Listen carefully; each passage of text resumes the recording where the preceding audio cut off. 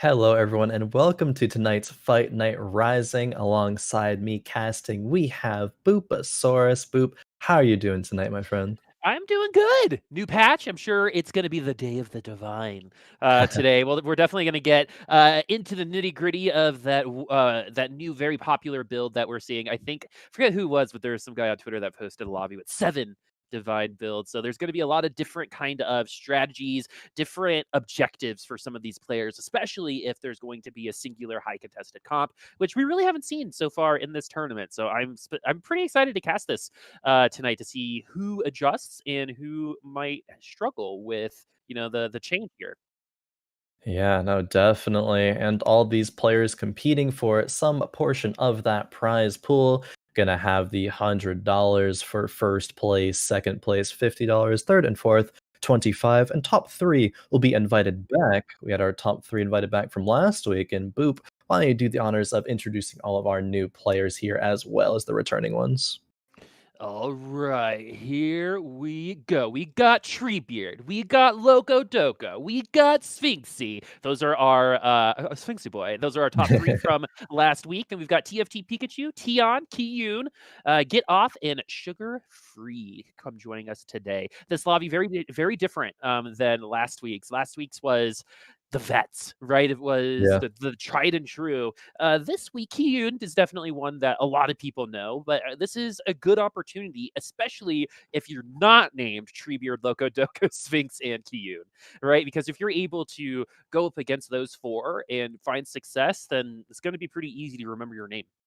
Yeah, definitely. I think we had one of these players. I know I recognize the name Gitoff of competing in Fight Night before, maybe in 1 or 2 weeks. But definitely, I mean, we've had a couple of first-time performers, kind of come out with a bang and perform really, really well. And are they going to be able to do that on a patch that's as interesting as 10.21? I mean, we'll see.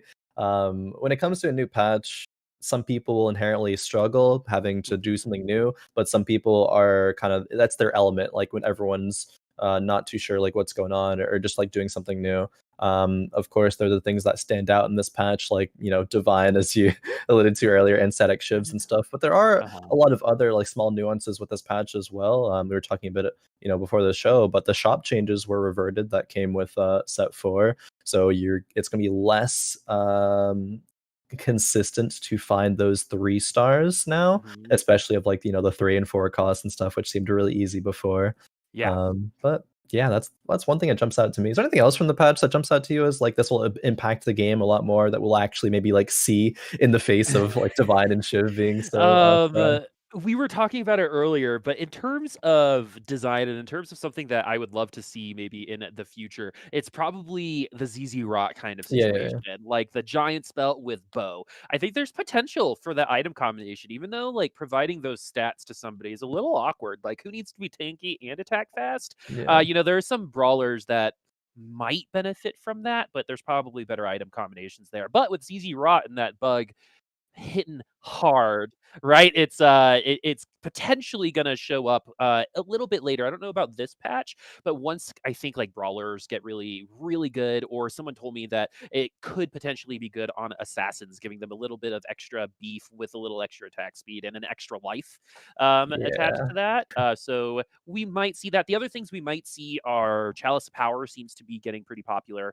Um, and putting items on units to hold them is another thing I think we might see here. We're so used to, True. okay, you put these items on carries, right? These are your carry items, but we're seeing items on Lux, we're seeing items on Morgana, we're seeing items on Irelia too. So with the locket changes, with the chalice changes, there might be some new kind of champions in here that are going to be holding on to these items that may not have had the opportunity to in the past. Definitely. It kinda seems like this patch, because Locket is another one of those items that got buffed. A lot of people can hold Lockets, and it doesn't feel too bad, and you can swap it or pivot those over to kinda anyone you want at any time. Shivs is where it gets a little awkward for your item holders, I guess. Like, you want the Shivs, or I've seen it a lot, to either end up on a Warwick or an Ashe, even if you get, like, a Chosen Ashe, something of the sort. Warwick, Mhm. definitely one of the big ones. It's actually funny. Mort tweet out a picture like, "Hey, we're not going to be hot fixing it. We're gonna wait and it's gonna run its course for a week, see how it feels. Maybe people will find counters." But the picture that he attached to it was Warwick's face. So it's very, very telling of at least people's perception of this patch, and it's pretty accurate. I'm actually not so sure that we are going to see people be able to counter or like discover any significant counters for this kind of Shiv Divine meta. It seems like honestly Divine's a little overtuned right now, which is kind of why we're saying we're probably going to see 6+ people in a lobby Yeah. play Divine. And we haven't had that in a while. I guess like since like Rebels in set 3, I think there was time where like you're gonna see like Rebels, 6 Dark Rebel Star, players, yeah. yeah, for a lobby. But the beginning of the set I think is really good. And I think that, as we're talking about before, Riot overall does a very, very good job. Mordog does a very good job at, the direction to go with the design philosophy of everything. So it seems like maybe a little blip in that, but it could just be people haven't found the right counters yet. That's always possible Yeah. because we've seen the meta shifting so much just naturally this set already. So maybe it's gonna be one of those situations as Yeah, I well. mean, remember we started with like Carrie Jana and in beta, Yeah. right? And then we went to Bonky Kong, and then I think we Mhm. went through like 3 or 4 different best case scenarios where eventually duelists who people were like they suck at the beginning, where Yeah. people were one tricking them to 3rd place named Locodoco, Yeah, Loco. and yeah, people building items on Jax. It has been, which we probably will see again today because Jax also happens to be divine. But the big thing here is I would love to see kind of like the interaction, right? Because let's talk about what Divine does just for a second before Yeah. we hop into this game. So you're going to be taking 66% less damage plus doing true damage once you ascend. At 4, which is probably what we're going to see most people at, it's going to be for 6 seconds. Yeah. At 6, it's at 9. And honestly, that's pretty negligible, right? Because by the time you ascend, is there going to be even 9 seconds to the round remaining? Probably not. Yeah, But sometimes you might need the extra with 3 seconds, I your would say, but yeah. that's true. That's true. But what you are going up against is reduced damage and reduce taking damage, and you're going to be doing more damage. So you get kind of everything with this team comp. So what are the counters to it? How do you cut through those divines, especially after they ascend? Well, probably other divines is what I would say to you about that. Because how do you cut through Yeah. more of damage resistance? Well, it's true damage. And what has true damage? Shiv and divine right now. And I think that's kind of the math equation that a lot of people are using as we're taking a look at Kiyoon.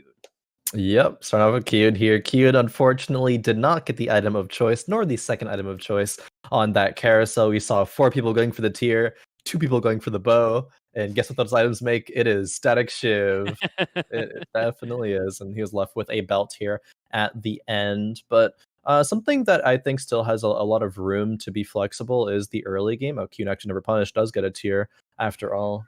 So fortunate for him, but I felt as a I was little saying though, personal. never punished, never punished. But no, I'd be interested in seeing how people approach the early game now and when they choose to, pivot into Divine or something, because there's still a lot of skill when it comes to knowing when Yeah. to pivot and how to do so. And that's always going to be the case in TFT. And knowing when to pivot has always separated the good players from Yeah. the great players. And I think that's been like the greatest growth. I know we're looking at Kiyoon right now, but someone else in this lobby is Sphinx. And I think he's probably one of the better long game players that we Hmm. have, being able to think 6, 7, 8, what feels like years ahead of the rest of the lobby sometimes. Yeah. I do want to bring up one lobby he had last week where he got arguably the worst item start you could imagine Hmm. in a TFT game, and then got 3rd, or he actually might have gotten 2nd. And that just goes to show his growth. As we do actually have a non-divine player here, we're going to go with Sharpshooter, and Nidalee is going to be the chosen. And Yeah. Nidalee did actually receive a pretty honestly big buff. It's 10% more damage for each hex that the spear travels. Hmm. Yeah, that is pretty significant when it comes to Nidalee and her overall power just throughout the whole game. Like, it doesn't matter when the front line is going to fall over and they're going to be right in front of Nidalee anyway, then it's kind of the same. But for her first spear, or maybe first 2 spears, they'll definitely be noticeable in that regard. We saw actually Sphinx lock that shop there to pick up the Vayne and the TF. Very interesting. Don't see people lock early shops like that too often. Wants to perhaps go Cultist. Cultist did get changed a little bit in the recent patch as well. Now the Galio that summoned will scale with the unit star level a bit more. Ooh, actually Sphinx opting to slam a Rage Blade instead of saving for a static shiv. Like, we thought we would see infinite static Love it. shivs in this I love lobby. being wrong about this stuff. You know Yeah, what I mean? Because definitely. like you said, the beginning of this particular set, there were a lot of meta shifts, Mhm. right? And you might want to assume that, oh, we've been seeing a ton of divine, but just like, path of least resistance humans love, right? So we see everyone going divine, so that's probably where our head is going. And I went through like the math as to why that's a good idea too, but there are certain characters or champs in this game that can push through that damage reduction. Callista is a very good example of that, in which you get to a certain point of health and she executes. Yeah. And now Sphinx has an actual decision to make, right? Because he's got the divines in the shop. He's got a pretty good package Yeah. going right now with the Nidalee and the Callista. I mean, this is so tempting though in a divine meta to see a Jax and double Wukong in the shop there. Will Sphinx opt to not go this route though? Has Sphinx found a counter to it? We know Sphinx is a very strong player. Yeah, choose to level up and play the three cultists. But anyway, yeah, Sphinx's performance last week was, almost a record-breaking fight night performance in terms of overall scoring. He did not place below third. I believe he had first, second, second, third, or something close to that. Maybe it was first, Mhm. first, second, third. But still, super, super well played. So he definitely has a plan in here in mind right now, and it apparently doesn't involve divines. No, and we have some keepers Mm-hmm. instead. So, like you said, the new cultist change is the Galio will scale more towards the units Okay. as opposed to just having it. So once you have tier 2 cultists, then your Galio gets stronger, much like Yep. the mech Mm-hmm. from last set. But now Sphinx goes ahead and he picks up the Wukongs. Might as well, right? Other people are Yeah. probably going after them. We have the cultist online right now, but the other strategy he might be going, again, we're going to be harping on divine, is some of the higher cost divines are also very strong units. You talked about Warwick. Lee Sin is in the meta finally. We're probably going to be hearing a lot of ha today. Yep. Just to let everyone know, so their ears are prepared. So he can technically wait for some later ones, keep the Wukong now, and then get the package a little bit later.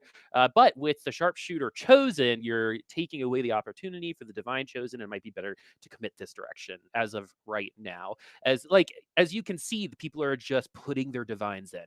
Right, Yep. looking at this Wukong duelist comp on the other side of the board, but divine duelist seems to be pretty strong right now.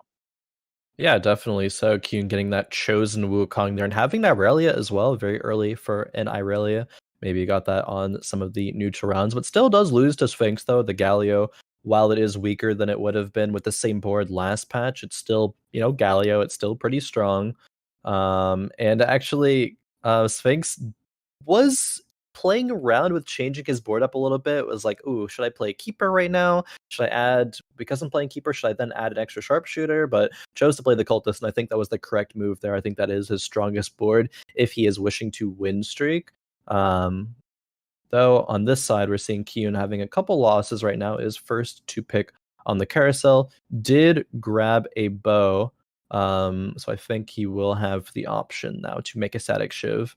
Oh, Gitoff there, actually at the bottom. 78 HP, very low, but got a chosen Vigar though. That's very early for a chosen Vigar. Yeah, and didn't Viger get like a slight itty-bitty nerf? Yeah, a Yeah, slight nerf, yeah. and so it's gonna make him potentially need one or two more ults around to do the old job, depending on the kind of like the luck of the draw and how much HP that person has when Viger does actually end up ulting you. Because Yeah. when my Viger ults, there's always one HP remaining. When their Viger ults, my units die. So Yep. I don't know if if that's where they'll fall in that world of Viger. But Kiyoon has the double Bonky Kongs in the front. Those are those Wu Kongs. Love that unit just in general. The Irelia definitely showing up strong. And this kind of, along with Janna, this has actually been pretty popular so far on the ladder at the beginning stages of this patch. Janna becoming a very strong early game unit to keep these divines alive so they can ascend and do that true damage. Yeah. Seeing a true damage does counter the shields there put out by Janna. Janna's on both sides there, but Kiyoon taking that round against the Pikachu there. It's interesting because Kiyoon sold the Hecarim, which would have made him technically maybe a little bit stronger. I mean, honestly, maybe even not though, because the Wukong one actually with the Divine buff might be a little bit stronger. But anyways, he chose to make Econ there and then slam the belt on the Wukong just to try to guarantee the win after all. And was successful in it. So Kiyoon, even though he started off with a win, then a couple losses, is trying to go back on a win streak, which is kind of interesting. Usually people opt to go, full loss streak at that point when you're One already way or the committed other. to, yeah, one way or the other, but wants to go kind of flip floppy style. But preserving HP, obviously, always pretty solid thing to do when it comes to TFT. That can get you some extra placements at the end, get you that top 4 over a 5th or something like that. So I Mhm. don't dislike this decision at all from Kiyoon. It's part of your economy, right? Your Yep. HP is a part of that money. It's a part of your experience, right? It is kind of like the ultimate version of your economy because when that hits 0, you're out, right? Yep. So you definitely have to manage it because it's unrealistic to assume you're going to finish a game at 100 HP, right? Yeah. Oh, How many definitely. 100 HP games have you had? Me personally, actually, since the inception of TFT over a year, maybe 1, if not See? 0. Yeah, yeah, so, like, that's what I'm saying here. Yeah. You don't wanna try to have 100 HP in my opinion, Mhm. I at agree. the end of the game. I think it's good to win streak, but knowing when to kinda let off the gas a little bit, right? Because, when you're watching horse racing, the horse that leads the race at the beginning rarely wins the race at the end, right? Yep. And so that potentially can happen, to some of these players, and how weird is it to see an Ari left in a shop? Just I like know. just like in It's so general. strange, especially with, like, the items that Kiyoon has a jewel gauntlet potential right now. It's That only Ari would be, oh 2-7, yeah, right?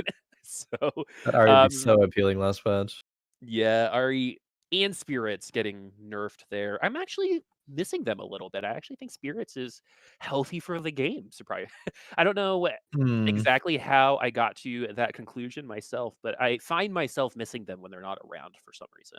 That is an Um, interesting conclusion, actually. I'm thinking about it myself, I'm like, spirits either seem too weak or way too strong in certain scenarios, at least personally, because you pair them up with, yeah. like, a Zed or something of the sort, buffing the attack speed, like Aphelios. Aphelios got nerfed as well, so he kinda got rotated out of being strong, but, I mean, still. Spirits, in theory, I think are cool. They're kinda like the Chrono of last set, I guess you can compare them to Yeah, a little and bit. I think I like splash, origins and classes Yeah. that's like, okay, you only need 2 of these, right? And you have to pick carefully which 2, these are going to be, and to use it. So, the feast or famine role definitely with spirits. Mhm. Another person that actually got buffed because of some of the classes getting buffed was Shen. I believe 2 of his 3, classes got buffed. Adepti and Yeah, Mystery true. both got buffed. I don't know how much Shen we're going I to mean, see it. technically Ninja as well got buffed, Yeah, but only that's for true. Ninja. But unfortunately for Shen, those 3 classes are arguably 2 of the worst 3 in the game. Yeah. And, but I would love to see him kinda come up because I think that taunt ability is something that you can definitely work around, in terms of itemization and stuff like that, and perfect person to carry a locket. Mhm. Oh, definitely. Shen, I think we've seen a bit of popularity increase recently, because of those things you mentioned, those traits getting buffed up. It's kind of sad to me that, I mean, for Ninja to get buffed, and Akali was seeing some play actually at the end of last patch, more so than we've seen in a while, but again, overshadowed by, Divine stuff right now. But I think if that does end up changing in a future patch, I think we can start seeing Akali with 4 Ninja rise and be really, really powerful. Mhm. I would love to see Kennen and Akali back. Again, words I never Yeah. thought after set 1 I would say. True. But, like, I don't know why I feel so bad for Kennen, in this set. He got a buff, but only at tier 3, right? And, Yeah, I'd love to see him have a little bit more impact. He was just one of those standard carries in set 1, and while he did get overpowered, I think numbers-wise, in terms of what a carry is, I think Kennen really represents what in my mind, what an AP carry can be. CC damage, true. potential, dots and stuff with stuff like Morello. Yeah. But yeah, we see our first Zeeks of the day. So all of those like Yeah. Zeeks lockets, they all got buffed. Zeeks did get buffed itself. Not quite sure the exact numbers. 10%. Yeah, I Okay. think I think it went from, I'll fact check myself, but I believe it went from 30% to, 40%. Let's think about something else. But Uh, Yeah, it went from 30% to 40%. I was right. I was second guessing myself for nothing. Yeah, and so, like, what I think could happen in this sense, especially if it's going to be the Zeeks that gets really popular, is that we might see Adepts on the other side drop that 40% right at the beginning. But the scary thing about Adept is if Adept's ever good, it kind of feels like the other side also needs to be an Adept, a la Frozen Fist from set 2.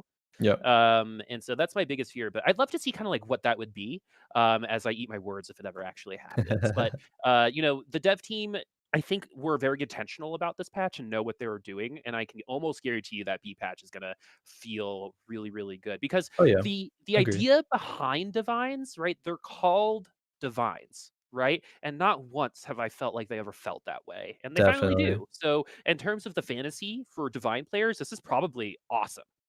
Yeah, it's a step in the right direction. I definitely agree with you. It's a step in the right direction when it comes to the overall theme of this set in terms of divines ascending and having that like big power spike. It's just a little bit too big right now because before it was basically just a splash origin. You didn't really want to put more than 2 in there. Maybe sometimes you can get to 4 when you have like some random divine spats or something, but really it was only a 2 or at max 4 splash synergy. Saw Tiaan actually take the first loss of the game that last round, was playing 6 sharpshooters, and I mean, has all of them, so maybe we'll keep them. We'll see. Did build that Zeeks already, which is really good for sharpshooters. Here, though, on Pikachu's board, we see a Hodge and a QSS and a Warwick as well, which I'm sure other people are disappointed that they don't have. But looking like the standard kind of Ash Brawler comp here, honestly. Yeah, so Warwick reminds me of kind of like early Galaxy's Poppy, which is like at the beginning of the set, you're like, Yeah, this is a good unit. And then like certain changes happen, and you're like, okay, you have arrived, my yeah. friends. I also caught that cup I just dropped. Anyway, but the Nice. Catch. yeah, no, thank you. Appreciate it. But the moral here is that I'm actually seeing a lot more diversity than I had expected. But taking Uh-huh. Warwicks at this point is a legitimate strategy because Warwick with 2 shivs is brutal after he ults. It's absolutely Oh, insane, and definitely. you put like an you put like an RFC on him and keep him safe. You can definitely be doing so, but I don't know if you want to. I think you want him in the front line. He's pretty Yeah, tanky too. I was gonna say because when such people are stacking lockets right now, they have those 5 units in the front line work with like 2 static shivs and a QSS. When he ultimates and gains the attack speed, he also fears them, so he CCs, so he can proc the bonus damage from Shiv That's from right. himself. Yeah, so that's why Warwick is one of the main item carriers now because he is divine, who has his own CC, gives himself more attack speed. He's kind of like perfect for this patch. That's why going back to the board dog tweeting about this patch, having the picture of Warwick, it's kind of the perfect unit. Okay, so if you were looking at this perfect unit here, right? It's the dog days of Warwick right now. Yeah. In your head, if you were not going to run Divine in this tournament, right? Say you banned it for yourself. Oof. Um, in your theory crafting head, right, as we're moving on through the games here, where does your head go in order to counter something like this as we have that duelist divine comp in front of us right now? Yeah, I was gonna say, I mean, you could. Is even like 2 divine bands there? Like, you not even run 2? uh no, actually 2 divines probably fine. It's that like 4 Okay, divine okay. package with like Uh, either like or the 3 with the chosen. Alright, I was gonna say maybe you could run something like Duelist, like you're gonna have Jax and maybe like I don't know, some other divine like Aurelia or you're gonna eventually get Lee Sin for the 2 divine there. For a duelist composition. I think Ash can still be good. Hunter actually was changed again this patch, right? It kind of got reverted back to what it was a long time before. So 4 and 5 hunters are now a lot stronger. Yeah, they do have some increased damage. So you go to like 200% bonus damage and then 225% bonus damage with the 5 hunters. So a full hunter comp, I think, could be pretty good. You don't Mhm. need divines for that. Of course, you run Warwick, but maybe you don't need him to, be the carry there. I think Ash is still a very solid unit. So I would gravitate towards that. I've seen, unfortunately, not a lot lot of Ari. I mean, we saw, Kiyoon pass the Ari. I think it was Kiyoon passed the Ari up in the At shop earlier. 2-7. Yeah, at 2-7, because turns out when she does a big burst of damage and those divines proc, they won't take as much damage as they probably should. They take 2/3 less. Right, that's a lot of Yep. damage, 66%, and the way that Ari works is we get our first Lee Sin kick, off of That's the barely map. Lee Sin, but anyways. Yeah, and, we're gonna be hearing that a lot, friends, so if anyone has a really good Lee Sin impression, now is the time to share with us on Twitter at giantslayer. But True. anyway, we are talking about Numano right now, and they're running Divine Enlightened has the Chosen Kindred. So deciding to use the Chosen outside of the main Divine package, Yeah. choosing instead to put that on the two with the Spirit and get that proc with Kindred, who is going to be procking that Spirit proc quicker than I think all of the other ones. Yeah, maybe Yumi being the other one Oh, that's, Yumi, yep. yeah, Yumi procs her as fast as well. But the fact that this Kindred is a chosen spirit only needs the Kindred there for the spirit buff. I think Kindred's a very good item holder, especially in the early mid stages of the game. Getting a Kindred chosen, I think she's exactly what you need to get you into that late stages of the game. And if we look at Numano right now, 85 HP, 5 win streak, Kindred's doing her job perfectly, I think. We see a Kindred actually on the other side of the board there from Kiyoon, both players 80 plus HP win streaking. That's part of the reason why, I think. Of course, Kiyoon has a Locket and a Morgana Morellas as well, which is really strong. Might actually take this round as well. I didn't expect that. I thought the Kindred would be stronger than that. Or the Kindred 2 from Mhm. Numano. Well, the Kindred also I guess, really wanted a hug from the opponent there, True. and Sometimes Kindreds do decided just that. to continuously ult towards, their doom. If they, like, went to the right once, that might have actually been a little different there, but, basically, Kindred was like, "Target me, I dare you," and then they were like, "Okay," and then they killed her. And now we're gonna have to try to reemerge victorious if you are new mono. We have a jeweled gauntlet on board. We have 3 spirits this time, so you are going to get the spirit proc from both the Yumi and the Kindred. 3 enlightened, and that just is like kind of like what feels awkward, right? You're used to seeing maximization of stats, right? You're not really used to seeing 3 spirit, 3 enlightened. Yeah, I mean, putting in 2 Mystics, I suppose Numano chose that was more value than 4 Enlightened. Because if you look at the Enlightened units, right, it'd be like Nami, Janna, I actually don't remember what the other 2 that Numano had, but they weren't units that you really prioritize. Fiora is one of them, as well, so they're not super value in and of themselves. The Mystic is going to be the priority, at least for now, and Gitoff actually has an Ashe 2 already at 4-3. I mean, I guess 4-3 is, like, not super, super early, but still a very, very good time in the game to have that. Definitely on the earlier side, as we're going to be going over to Treebeard, and this is actually mega uncharacteristic of Treebeard, who is one of our kind of like really good starters Yeah. in the lobby. But he's also done this before, where he has straight up nosedived, and then you look over at the top 4, and he's still there. Yeah, So that could potentially happen, but he is competing for units right now. But the good news for him, so he does have that chosen Yasuo with Hodge and that GA. The rest of his units, however, do need a little bit of love. definitely one of those units that needs a bit of love when you're playing Duelist as Callista. I think having actually going Oh, to make that Divine spat and put okay. on Yasuo, that's really strong. Now you have 4 Divine with this composition, so Treebeard kind of running the best of both worlds when it comes to this patch here. But anyways, back to the Callista. If you give her 1 or 2 items like, Rageblade, Runaan's, RFC, something of those sort. Even just have her as like a Zeke's holder, I think is even fairly strong. But you definitely need her to get to be at least tier 2, if not tier 3, for to the point where you want to win hmm games. And also going back to the fact that Treebeard, he does oftentimes like to be in the lead in the lobby. We've seen multiple patches where Treebeard's okay with going low HP. Like I think one that I'm thinking of right now in set 3 was when he played Bard a lot and dropped HP in favor of Yeah, leveling he would for level this. early Yeah. and then pick up Bard. That's right. Mhm. That was Yep. awesome.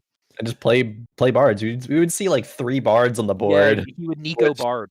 yeah, you're not gonna win with that, but you're gonna get to be level 8, level 9 so fast, you're just gonna get those legendaries and stuff. It's kinda like a very Piba-esque style of play. But Treebeard's hmm able to do both to, very, very solid success, and we've seen Treebeard be a winner here on Fight Night, so I would not be surprised if we see him in contention for that again here tonight. A couple times, I believe. Yeah. So 26 HP, 1 victory. That Yasuo slaps, by the way. I don't know if Mhm. you saw some of that damage Yeah, a little a little earlier, but that it's Sword of the strong. Divine is a strong. That's definitely the spat item that increased in power most likely over the patch. But the big thing here for that Yasuo is he's going to be carrying probably until like the end of until the end of Treebeard's life, right? Yeah, Because we don't have that definitely. Callista, we have a Sunfire on Fiora, right? These are not our first choices for a lot of these units, right? So we're putting all of our faith, if you're Treebeard, onto this Yasuo, and right now, I mean, it's a pretty good idea. Oh, the Fiora actually got the stun off. Maybe we'll still lose, though. It'll be close. Yeah, Ooh. the Kindred does get an extra jump off there. It was a close round. Yasuo didn't quite do enough, though. The Jax actually thwarted the Yasuo a lot at the start of that fight because the good positioning there from Numano. Jax, when you're dodging, you can't hit him, obviously. So Yasuo got stuck there for a long time. Remember when old school Summoner's Rift Jax, like beta and release Jax, would dodge automatically? Just Dodge because? was such an infuriating mechanic.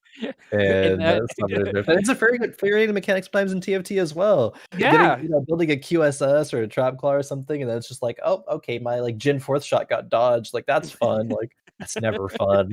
That's 90% Ever. of my damage gone. Thanks, everyone. Yeah. Treebeard gets some good items here. So we could actually I don't know anymore. So we could definitely get that Rage Blade onto that Callista, but we're having a hard time finding Callistas just in general, as we're gonna finally get that Yeah. tier 5 unit into that Oh. Zillion. And there it is. I think it's worth selling the Fiora. Yeah, I think remake. Oh, interesting. I definitely personally would have sold the Fiora on board and got the Sunfire off of her. Maybe put it on a Jax. Jax. Yeah, I guess the thought process here and trying to understand why Treebeard did that is he's gonna want Jax on the like on the outside, I guess, of the composition to tank a lot of damage initially. So theoretically, with that in mind, Fiora should be alive for longer, and she was during this fight at least. So she's able to apply more Sunfire procs. The double Shiv and the QSS on the Wukong right now. And the Kane too, and Lee Sin there kicking Treebeard's I don't composition know, off. man. I love it. I love seeing Uh, Lee Sin kick units off the board, especially Gallios. Um, oh yeah, or it's like satisfying. fully stacked Elderwoods always look really fun to kick it off. But as you can see, right, you just saw Kiyoon running what I would consider hashtag the metacomp, right? Yeah. With the Lee Sins, with the Divine. So everyone, he has those units. So now Mhm. everyone's kind of reacting to that. As you can see Kiyoon at the top of the leaderboard. But from 5th to, like, 7th, it's actually pretty close. Treebeard, the only one in a dire predicament right now, and he Yeah. didn't really get that much stronger. We did add the Adept, which might give him a little bit of extra time, as we see Sphinx, who is on a win streak, also running those Divines, and this time Yeah. it's gonna be a Yone with a Sword of the Divine. Yeah, and Warwick with that Shiv QSS, it is tier 2'd as well. I think Treebeard may end up falling here. There's only a Callista and Yasuo alive. Now just the Yasuo getting feared out even by the Warwick as well.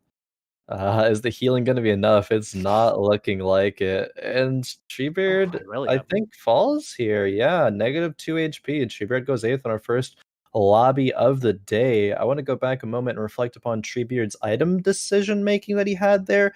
Chose to make a Trap Claw plus a Giant Slayer instead of a Rage Blade Zeeks, which I thought for sure he was going to make and put on the Callista.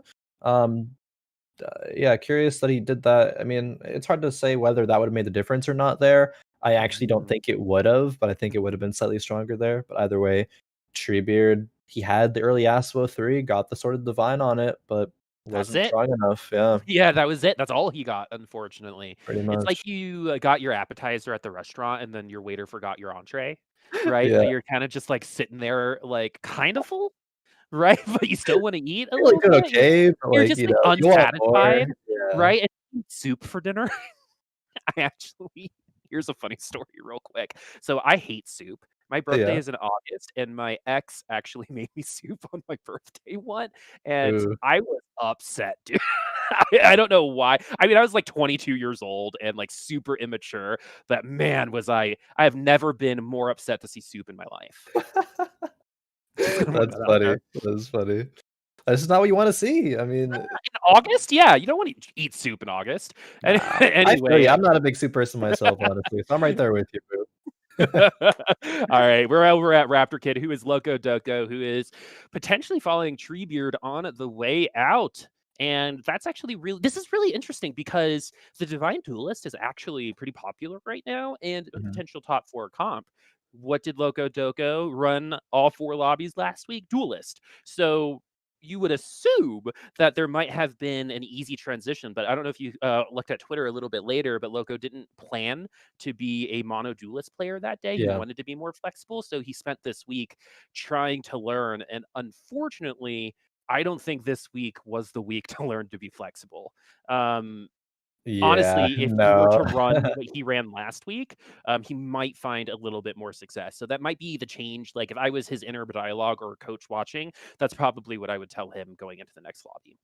Yeah.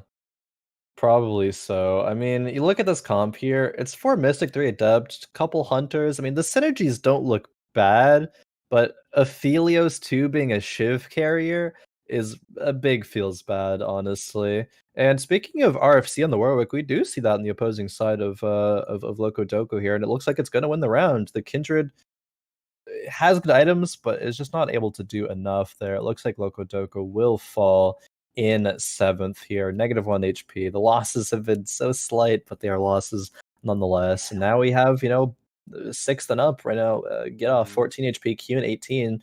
Players starting to drop right now. And that's 2 of our top 3 finish from last week. In what we would like to say was arguably one of the most stacked lobbies we've ever had at Fight Night Sure. Rising. 2 of those 3 are now at the bottom of the leaderboard, so that you gotta give some props to our newbies coming in today, Definitely. really making a statement, starting out strong here as we're looking at Gitoff, who is in 6th place, but this is close now, right? This is Yeah. anyone's game. Tiaan at 42, 47? Yeah, 47 HP, could not make the top 4, depending on how the Mhm. rest of this lobby goes. There's not a ton of wiggle room for Kiyoon, for Get Off, but everyone from 4th and up has 2 fights to work with in terms of expectations for you guys at home. Definitely. Gitoff does not have Divine in play right now, but what Gitoff does have is 9 Eldwood with a set 2, so that is pretty darn good. It will eventually, I think, get outscaled, but for now, it's certainly strong. Is 14 HP enough, though, to get into at least the top 4? As if you're Gitoff right now, you're not really gonna be rolling for too much else. Maybe you wanna, like, randomly RNG in Ezreal too, but you wanna level up, and that's gonna be in so much gold if you're only at 19 right now. At least we get a Zeke's. Yeah, I mean, that's good. I feel like attack speed is something that is one of those traits that everyone benefits from, right? Mhm, Regardless of who definitely, you are, it's 'cause you're getting more mana. damage. Yeah, it's more damage too, like just over time. And then you got your mana, you get your ultimate faster. You potentially might get a second ultimate now, right? So I think it's really, really good, especially at this stage of the game. I remember in set 3, Zeke's and Shroud of Stillness, Mort said were the most powerful carousel items you could get. Yep. And I think that is very true for completed Zeeks now at the end of the game is 9 Elderwood is the way to go. That Rageblade, Deathblade, Hodge, Ash is Yeah, full scary. DPS. I guess like 0.5 defensive if the Hodge rolls healing, but even still, I agree with you, Boop. That is a scary looking Ash, especially with 9 Elderwood. But the thing is too, right? It's usually you see the Ash mega protected, right? She's Yeah. the baby elephant in in the room where everyone is keeping her safe. This time around, though, even though Set's gonna like bail and do sit-ups in a second, because it's 9 Elderwood, they're gonna be able to hopefully cut through more damage on the other side before they even get to the Ash. But we're actually seeing that divine true damage coming up strong right now. This is gonna be all up to that Set and this Ash along. Ooh, but the Viger comes back with that GA, Okay. so what a nice comeback. So what did we see there? What was kind of like the give and take? Because that definitely looked rubber bandy to me in terms of who was ahead in that fight. Oh, definitely. I mean, more time that Vigar has alive, he is going to start deleting units. You have Elderwood stacking up as the fight goes on, so units do become tankier and tankier and have more damage. Set coming back after he does push-ups when there's still units alive, so you do true damage. You've been buffed up with Elderwood buff the whole fight, because he has the Elderwood spat. Like you're gonna have a lot of initial damage, your front line falls, your set goes do push-ups, then once he comes back, you're gonna have a big power spike again. So that goes to show like exactly what you were just talking about with that kind of give or take there. I mean, it could have lost though. It definitely could have lost, and it might in the future here. We see Pikachu on the other side, a similar comp, but had a divine spat though. We'll be going to Numano versus Sphinx, as someone will probably fall here. Someone will fall here. Numano versus Sphinx. Sphinx, defending champion, had one of the biggest leads we've ever seen in a fight night at the end of the day. We're going to really talk about Warwick here, especially if this Warwick is able to overcome that team. And The you're just going to let that fears. Lux in the back line alone.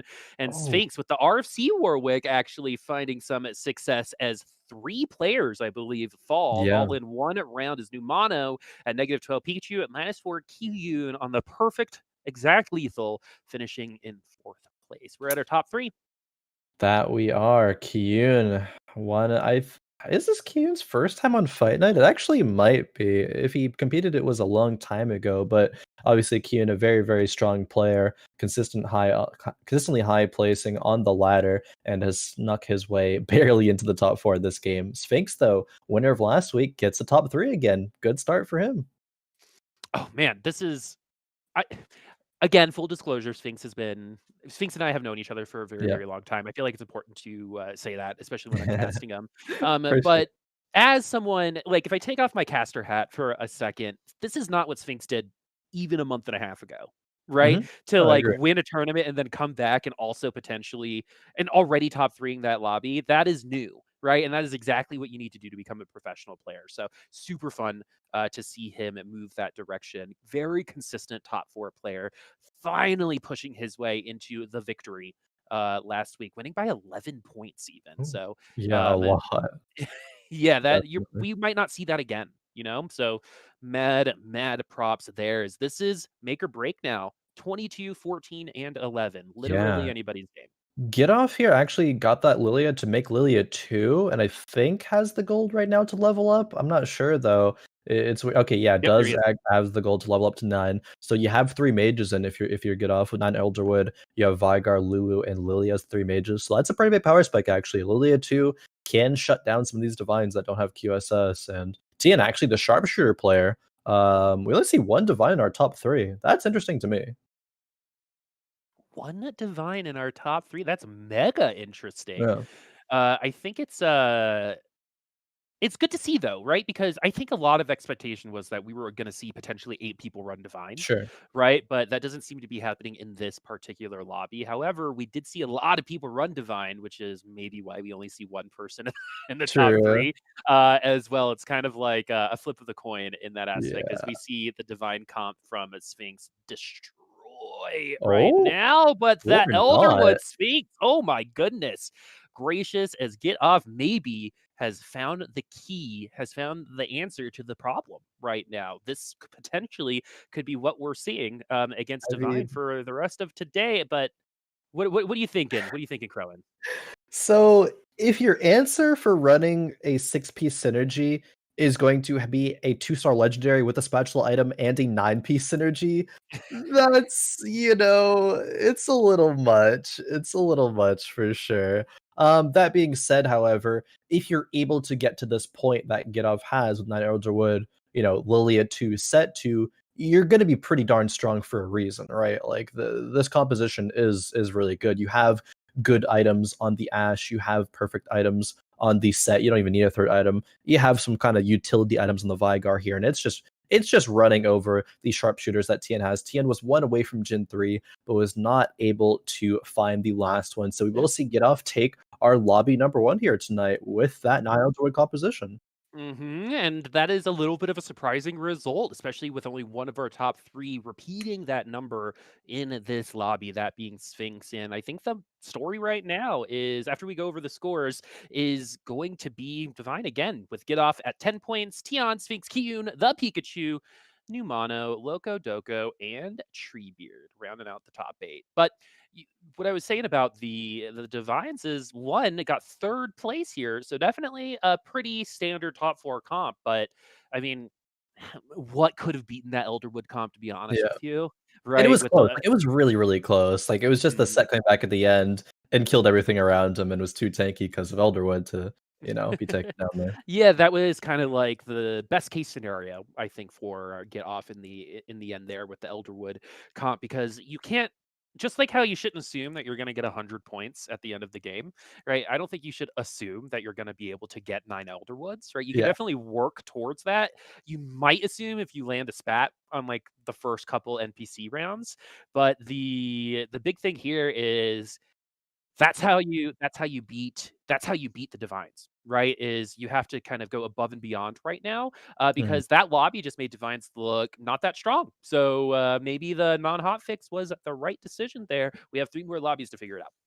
Definitely. Starting off on Locodoco here for game number 2. This is a player that I'm definitely curious to see how he approaches it because you're talking about Loco for last week and the fact that he didn't really necessarily want to go duelist so much. It just kind of fell onto his lap, and he is a very good duelist player. At the time to be flexible, maybe isn't necessarily right now unless you know. Uh, I'm just gonna say Gitoff's comp I think was a little high roll last game. I think if we're saying low roll or higher roll or like average, it's a little high roll on that spectrum for getting the set too. But like, is that what you need to deal with Divine here? Locodoco did get a 7th last game. Gonna need to look to turn that performance around, get a bit of better placement. It's an immediately a thought of slamming a locket there, and I think it actually might end up being a locket slam. It's just such a good item.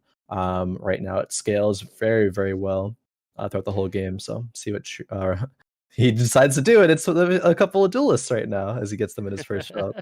I would probably run something a little bit more. I know this comp brings me success, and I know it can continue to bring me success in this Yeah. particular meta. Let's do this. My last result wasn't what I wanted it to be, so let's go with something familiar. If we see Hmm. Loco Doco have another bad result here, that's when we worry, right? That's Yeah. when we're like, okay, maybe he's having a bad day, right? And we were like, oh, okay, maybe he might finish outside the top 3, but right now this is exactly how I would like to see him adjust. And one thing that I think we lauded a lot of praise for Locodoco on last week was, even though sometimes he would choose not the highest percentage play or the best win condition, he chose, right? He Yeah. didn't sit there and think Oh, about it definitely. until the clock ran out, right? Yeah. He made a decision and then learned about the consequences a little bit later.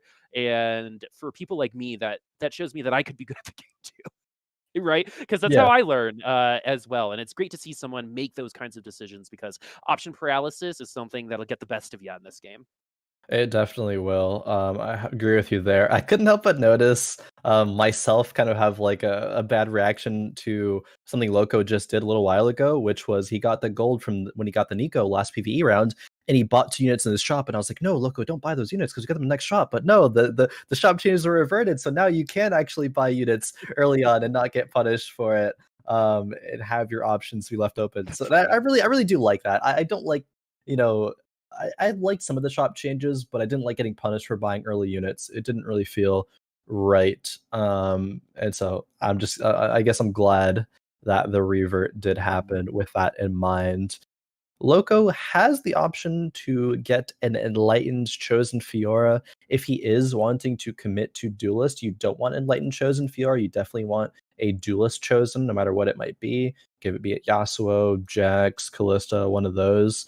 But opting to level up early, which makes me think that he's not going to want to go Yasuo 3, at least not initially. I think Loco is a player that is okay with eventually getting Yasuo 3 on like level 7 or level 8 even. Mhm. He's just holding them the entire time, like however many he finds, he keeps. And Loco is one of the more proficient duelist players out of anybody that I've seen play the composition. So I'm gonna go on a limb and say if you're playing it correctly, if anyone's playing it correctly, it's gonna be Loco. Exactly. Okay, we do have our Callista on, deciding to hold those items for now. Wins Yeah. that last round. And I saw Garen there. And ladies and gentlemen, guys, gals, and other pals at home, warlords are in this game. I like totally forgot for a second. I saw Yep. Garen. I was like, that's right. And I would love to see kind of warlords be a little bit more popular in the early game, right? We were almost there, I think, but Fortune, I think, took over instead of warlord near the end of Mhm. that last patch.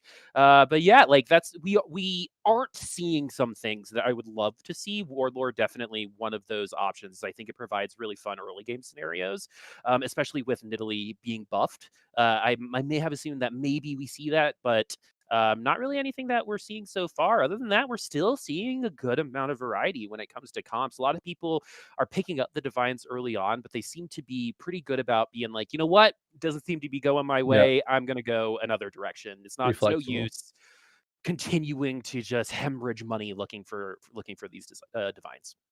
Yeah, definitely. And depends on items as well. Like we saw like a Rage Blade slam, a couple actually Rage Blade slams in the early game, in the previous game, as opposed to waiting for items like a Shiv to pair with those divines and everything like that. Also interesting to note that Loco didn't make Locket on 2-1, but won the round and it's like, okay, I want to go on a win streak now, so let's slam the Locket in the next round. And I think won because of that Locket actually. The Locket shield is just so insane, especially once Locket Shield wears out, is around when Janna will cast her first shield, so you get like full uptime on every shield there, which is really, really good value. And you saw it work Yeah. uh, just like as you said, just now with those Janna shields. Man, those Janna shields just they're coming, but that doesn't make them any less frustrating. As Definitely. there's no way the Callista loses this, Yeah. and Locodoco will continue his win streak. Let's go over to the other side of the leaderboard right now, I think, and look at Kiyoon at 88 HP. It doesn't really have a ton right now. Oh, the other one we're not seeing is Five Moonlight. That was like the other big change that I think a lot of people kind of Ooh. glossed over. It's expensive, real expensive, but it Yeah. exists. So I definitely have some thoughts about the Five Moonlight. It was already um not seeing play because of all the Aphelios nerfs. And now like what are your carries going to be if you're running 5 Moonlight, right? First of all, you need to get all of them to tier 3 to really get enough benefit from it, and then you're going to need to have carries for it. Like Diana could be okay.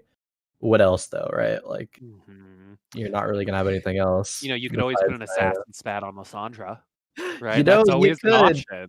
Imagine how high roll a game has to be to get, tier 3 Lysandra Diana, get Assassin's Spat, get all your Moonlights to tier 3, and then be winning the game from there. Like, that's a lot of things that have to go right. But, Yeah, I mean, and at that in point, you deserve to win fun. the game, you know? Yeah, definitely. And then that can happen, right? Like, you can have high roll games like that, and I'm sure that there have been people who have tried to do that so far this patch, and have accomplished that. But you can't, like, force every single game. Like, we were seeing Solus force Aphelios the last patch, like a whole bunch, or maybe 2 patches ago, but would hit pretty much like every single game and would do pretty well on ladder and even pretty decent in tournaments as well.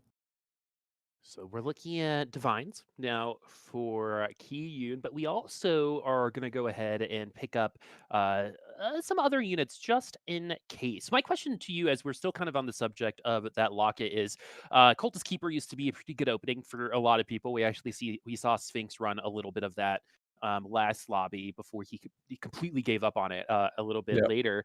With the addition of locket, is Cultist even necessary? And anymore, right? Like, because that's my thing. I Like, Cultist is yeah. already providing that shield, so it's just going to be providing more if you build it with the Cultist. And I don't know if it's just a win more situation or something that will actually add value. Yeah. So was the question is cultist necessary? Right? Yeah, I mean, like, Or if with yeah, Locket okay. in the game, does that make Yeah, yeah. Cultist weaker? Um It does. I think a couple things. Okay, so Cultist I think is weaker for a few reasons. One, just because straight up it was nerfed. Two, because of Locket, I think, and then is going to be dissuading you to run that. But as well with things that counter the shields as well. Like Cultist Keeper is a good synergy, but if you're up against some static shivs, that's going to do a lot of damage to that. With the bonus I see damage what you're there, saying. Ludens as well. And yeah, I actually think it's mostly just because of the cultist nerf, as well as other things just being strong, that we're Mhm. not seeing as much of it. Like, we'll still see it, like, right now we see Kiyoon running cultist, but it's because he was able to get at least 2 in TF2. Like, the 2-star scaling there is an extra, like, 24% stats, on those on that Galio, so you can't really discount that. I'm actually Mhm. curious, is there any world where Kiyoon picks up this Jinx? I don't think so. But it'd be interesting to see her run. I was so excited for the change to Jinx, like that, like permastun Jinx. I love sharpshooters personally. I've always liked auto attack based TFT comps. I play AD carry in Summoner's Yeah. Rift, right? Like I love auto attack based champions. I'll even be that guy who trolls and plays Senna top with like Dying Grasp on Summoner's Set it Rift. up. Yeah, with Grasp, dude, you should try it one day. Lose 10 Interesting. times, that one time you win will motivate you to try it 10 more times. I see, I see. Yeah, as, Kiyoon now picking up more cultists, it seems like we might have a little bit of a commitment here. The shops are being pretty friendly for that, but no, we sell the Eve, and we're gonna pick up Yeah. 3 locks. There's E from the box, even Lux from the box there, I believe. So I was choosing to sell that Eve, though not wanting to run it over Pike or anything, not wanting to chase that 6 cultist because it's gonna get outscaled even harder than it did before. There, okay, we see Kiyoon placing the units as if he's building a locket. We see him thinking about it, hand in the face, like, do I want to build this locket? And I think the answer is going to be yes. When everything is said and done here. So out Yeah. of 10, how many times do you build a locket in this situation? Right? If you're at Kiyoon's board right now, you're a little bit low in HP. You won last round, so you do want to keep win streaking if possible. I think it's like 9 out of 10 times you build a locket here, if not 10, to be completely honest. Slamming the Giant Slayer is a little bit interesting, as opposed to trying to greed out for a couple of shivs. You have a glove on the bench there, item bench as well, to maybe go QSS. But it's not like you're forced to run Divine, right? We saw non-Divine Yeah. compositions get top 2 in that last lobby there. So it is possible to win without just, brain off forcing Divine or forcing static shivs. Like there's still other options that are good in the game. Mino Scout. Yeah, Mina Scout, Mino Pivot. Hey, if there's anyone, Mina Scout, Mino Pivot, it's Kiyoon with his mech prowess, no scout, no pivot, 20 out Oh, of 10 man, net. don't you love that Kiyoon sub, thing? Soju. Oh yeah, yeah, yeah. That's one Somebody, of, like, somebody, my favorite things. somebody TFT streamers have each other as like sub sounds or sub alerts. I don't know if you watch Raditz at all, but he Yeah, I has watch his Raditz, yeah. yeah, Raditz has his sub sound thing as now. Socks made a parody song of Yeah, yeah, everyone okay, who put it? It's like, before Socks goes to American Idol, we need to make sure that yeah. he I saw that tweet. It was so Yeah, good. go to his Twitter. There is a whole song on it, Yeah, mismatched that socks that 0. Mismatched Socks wrote, and if you're at any latently, even just a little bit related to the TFT community, or if you even just know what TFT is, you've gotta watch it because I think Socks is a It's a star good song, waiting to happen, right? And all we need to do is keep pushing him in front of that camera because I love that dude, man. You put him on the camera and you're gonna get some content.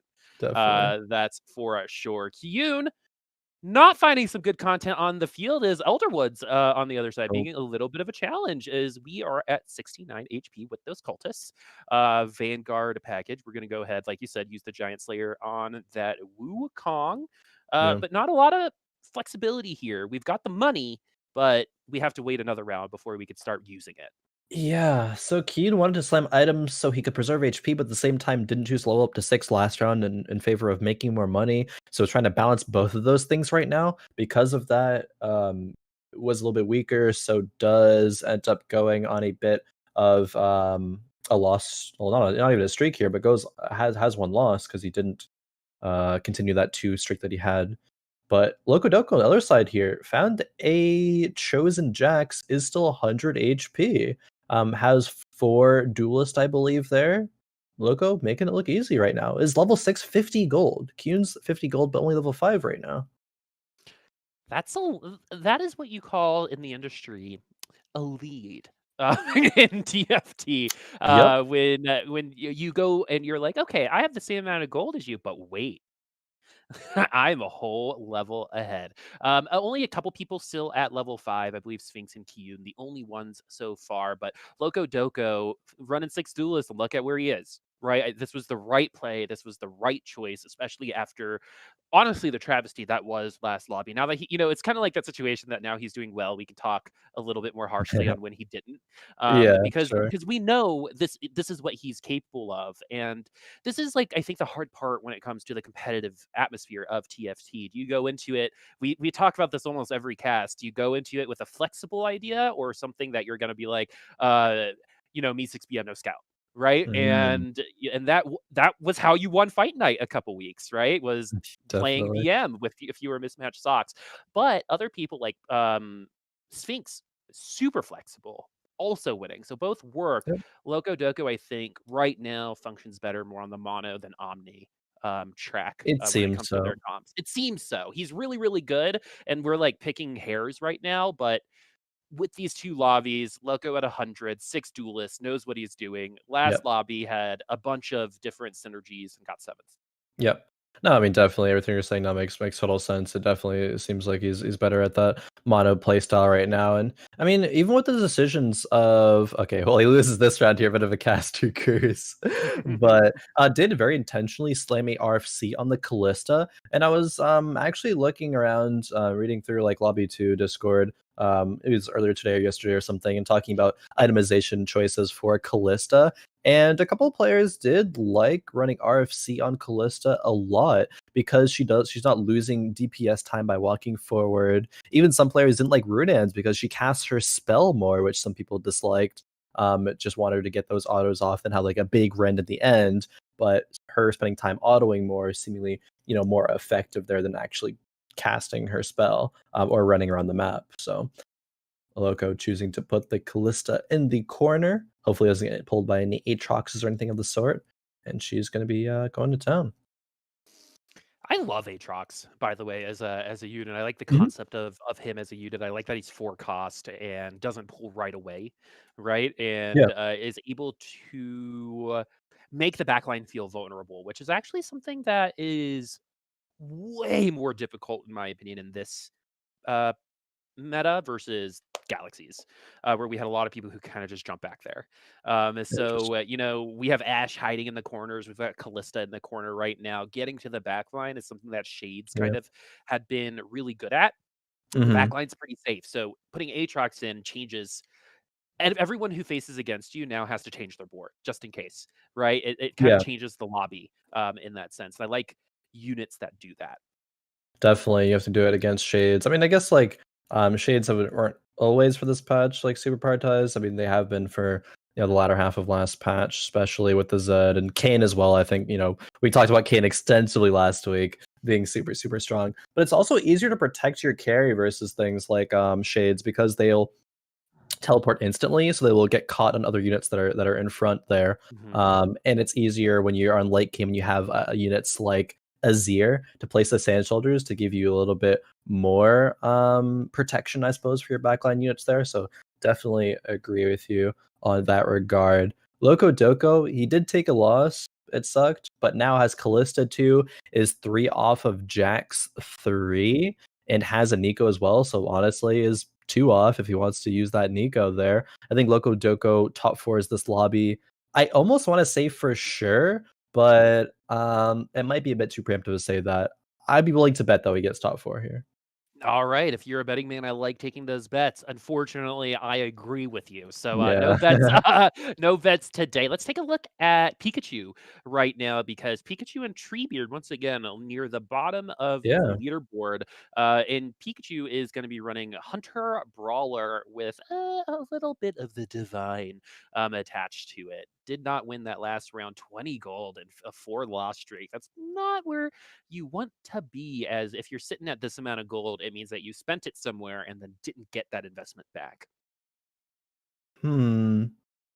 It's looking like a little bit of a wanting to pivot here from Pikachu. Was running Brawlers and Hunters, had the Kindred carry, but isn't going to keep all those brawlers. So it drops down to 2. Has the option to make a Lux 2 right now. Not looking like that's going to be the case. Actually, slamming. Okay, this is interesting. Slamming a Zephyr and the Giant Slayer, who buys the Luxes, but a little bit too late, actually. There is more concerned about what items they want to slam. Going to face Mhm. Gitoff here, who's running Ash. Kindred, I think, looks strong enough to win this, though. Yeah, Kindred, I think, is one of those carries that can surprise a lot of people who don't play this game a lot. It doesn't seem like they're doing that much in terms of damage, in terms of because the unit is smaller than a lot of the other units, for example, right? Yeah. So I think it's hard to credit Kindred for all that they do. But we're seeing it in a couple lobbies now that carry Kindred's here right now, especially if you have the spirit buff there along with it. It's just going to make everyone else better. But we went Hunter with this kindred, and Yeah. that's going to be helping with some of our stronger units. I was talking with a friend yesterday, talking about how Hunter might be a good way to make Divine struggle a little bit more because of that automatic targeting on the lowest Yeah. health, with that extra damage. You see, I'm just looking at the Lee Sin there. It's always like, it makes me smile to see a legendary unit that you really, really want on a level 7 roll down there, which Treebeard has. It's like, all right, you got pretty lucky there getting the one that you wanted. Not opting to dedicate any items to it, at least for now, but will still win the round regardless. I mean, not only did you hit Lee Sin, but you hit chosen Warwick on 7. In this patch 10.21, a chosen Warwick is like the best thing that you can get. It's actually so nuts. So Treebeard, while he is towards the bottom of the lobby right now, he is going to be very, very strong. And similarly to Loco, I think I'd be surprised not to see a top 4, even despite him having kind of low HP right now. And so Loco really solidifying himself in at that top 4. And honestly, I think Numano, as well as everyone from Yeah. the it goes to from Tiaan at 69 to Kiyoon at 39. Yeah. So Big the jump top there. 3 has really, so that means that those 3 um players are one hoarding a lot of the units and are substantially stronger than the bottom half of the lobby. So it's almost like the bottom half of the lobby will have to fight each other. It's kind of like sharks in the womb, right? And one of them Yeah. might be able to compete with against these top 4 once all the other units are gone. But the way that this just the numbers on the HP bars at 4, 5, mind you, right? Shows that the top 3 here are the top 3 Yeah. right now. Treebeard might be the one that ends up Tree beating the other sharks because of that Lee Sin, but it is going to take a lot of effort to claw your way back because you have to win 2, 3 games in a row in order just to kind of tie into the top 3 Yeah. HP right now. I'm pretty sure I just saw on the side there, Treebeard hit Lee Sin 2. I know he had a Nico, but I think he's still level 7. That's And amazing for him. that is beyond amazing. Not only do you hit chosen Warwick and a Lee Sin, but you hit a Lee Sin too. Like, that's I'm okay. happy for him. That's I yeah. wish good things, and I wish continued Wait, Treebeard actually success. lost that round. Who did Treebeard lose to? Okay, so I actually wanted to talk about that for a second. So earlier today, Wolfie, another Fight Night person, posted, I got RE3 and got 8th. We just Yeah. saw Treebeard lose with that Lee Sin. I've been seeing some really strong comps, even meta strong comps, flame out, even with like the right units. Because I think some of the counters in this game, in this particular set, are hard counters. Yeah. And it's way more rock, paper, scissory than the usual, as Treebeard goes from having not a lot to having 7 divines on the board. Yeah, okay, so he had 8 divines in, actually chose to take out 8 divines to run the kindred for it's actually only for Hunter, but opting to play the Hunter instead. But okay, he did actually go level 8. He had a lot of money from loose streaking early on and went 8 at 4-5, which is kind of standard actually. So I thought it was on level 7. I was about to be like, all right, Treebeard, you're too nuts, but no, it's going to be on the level 8, so it's a little bit more standard there. Sphinx actually dropping very low right now, is at 10 HP. And okay, is only level 7 though. Ooh, that's unfortunate. And you kind of like, if you're in Sphinx's spot here, like you look like you still have to roll at this point. So Yeah. Sphinx was rolling, just didn't find anything good enough to be able to stabilize. And just to reference something that we said a little earlier about you're going to see a lot of people holding items that you normally don't see hold items. Here's a really good example right in front of you. Oh, wait, he's doing a little bit of scouting Yeah. right now. But okay, here we go. So once we get back, it's the Irelia holding on to those lockets. And we actually see Irelia as a very strong counter to our auto attack based duelists, for example. We saw earlier in the last lobby, and Irelia win around because of her ult against Yasuo. With that disarm. It's all about actually getting it off and getting it off multiple times in order, I think, to find that value. But it's a chosen, so we Yeah. shall see. Though this is not looking good No. for Sphinx at all. If you're on stage 5 and you have to roll down at level 7 still, something has gone horribly wrong in the game for you if you're not going to reroll composition, which Sphinx is not going real composition, is still level 7 right now, and didn't even hit any pairs there. Well, I mean, now has a Jack's pair, but didn't complete any pairs, rather. So Sphinx in a rough spot, probably goes fast 8th in this game, as I don't believe this set, when he comes back, will be able to do quite enough. Won't even get to unfortunately. grab the unit, let alone slam down on the ground. And yeah. So 5 games in a row at Fight Night of consistent placement from Sphinx, but this one was not to be. Does lose that streak. Anytime I see a fortune chosen, I realize that I might need help. If that, I know a lot of you at home know exactly what I'm talking about. It's amazing what I'll sacrifice just to cash out in this game. But Gitoff much better than me because of that, as all of our players, especially at the bottom side of the leaderboard, starting to spend a lot of that money, as actually I think because of Treebeard has helped the rest of the lobby get a little closer. Tiaan out 52 versus 26 on that Treebeard. Raptor Kid or Locodoco falling pretty frequently, but Numana definitely sitting very nicely at the top with another Ash comp. We've got double Locket on Kindred. So a lot of what we're talking about, we got the Locket, we got the Shivs, we've got the Kindred carries, we see Divines.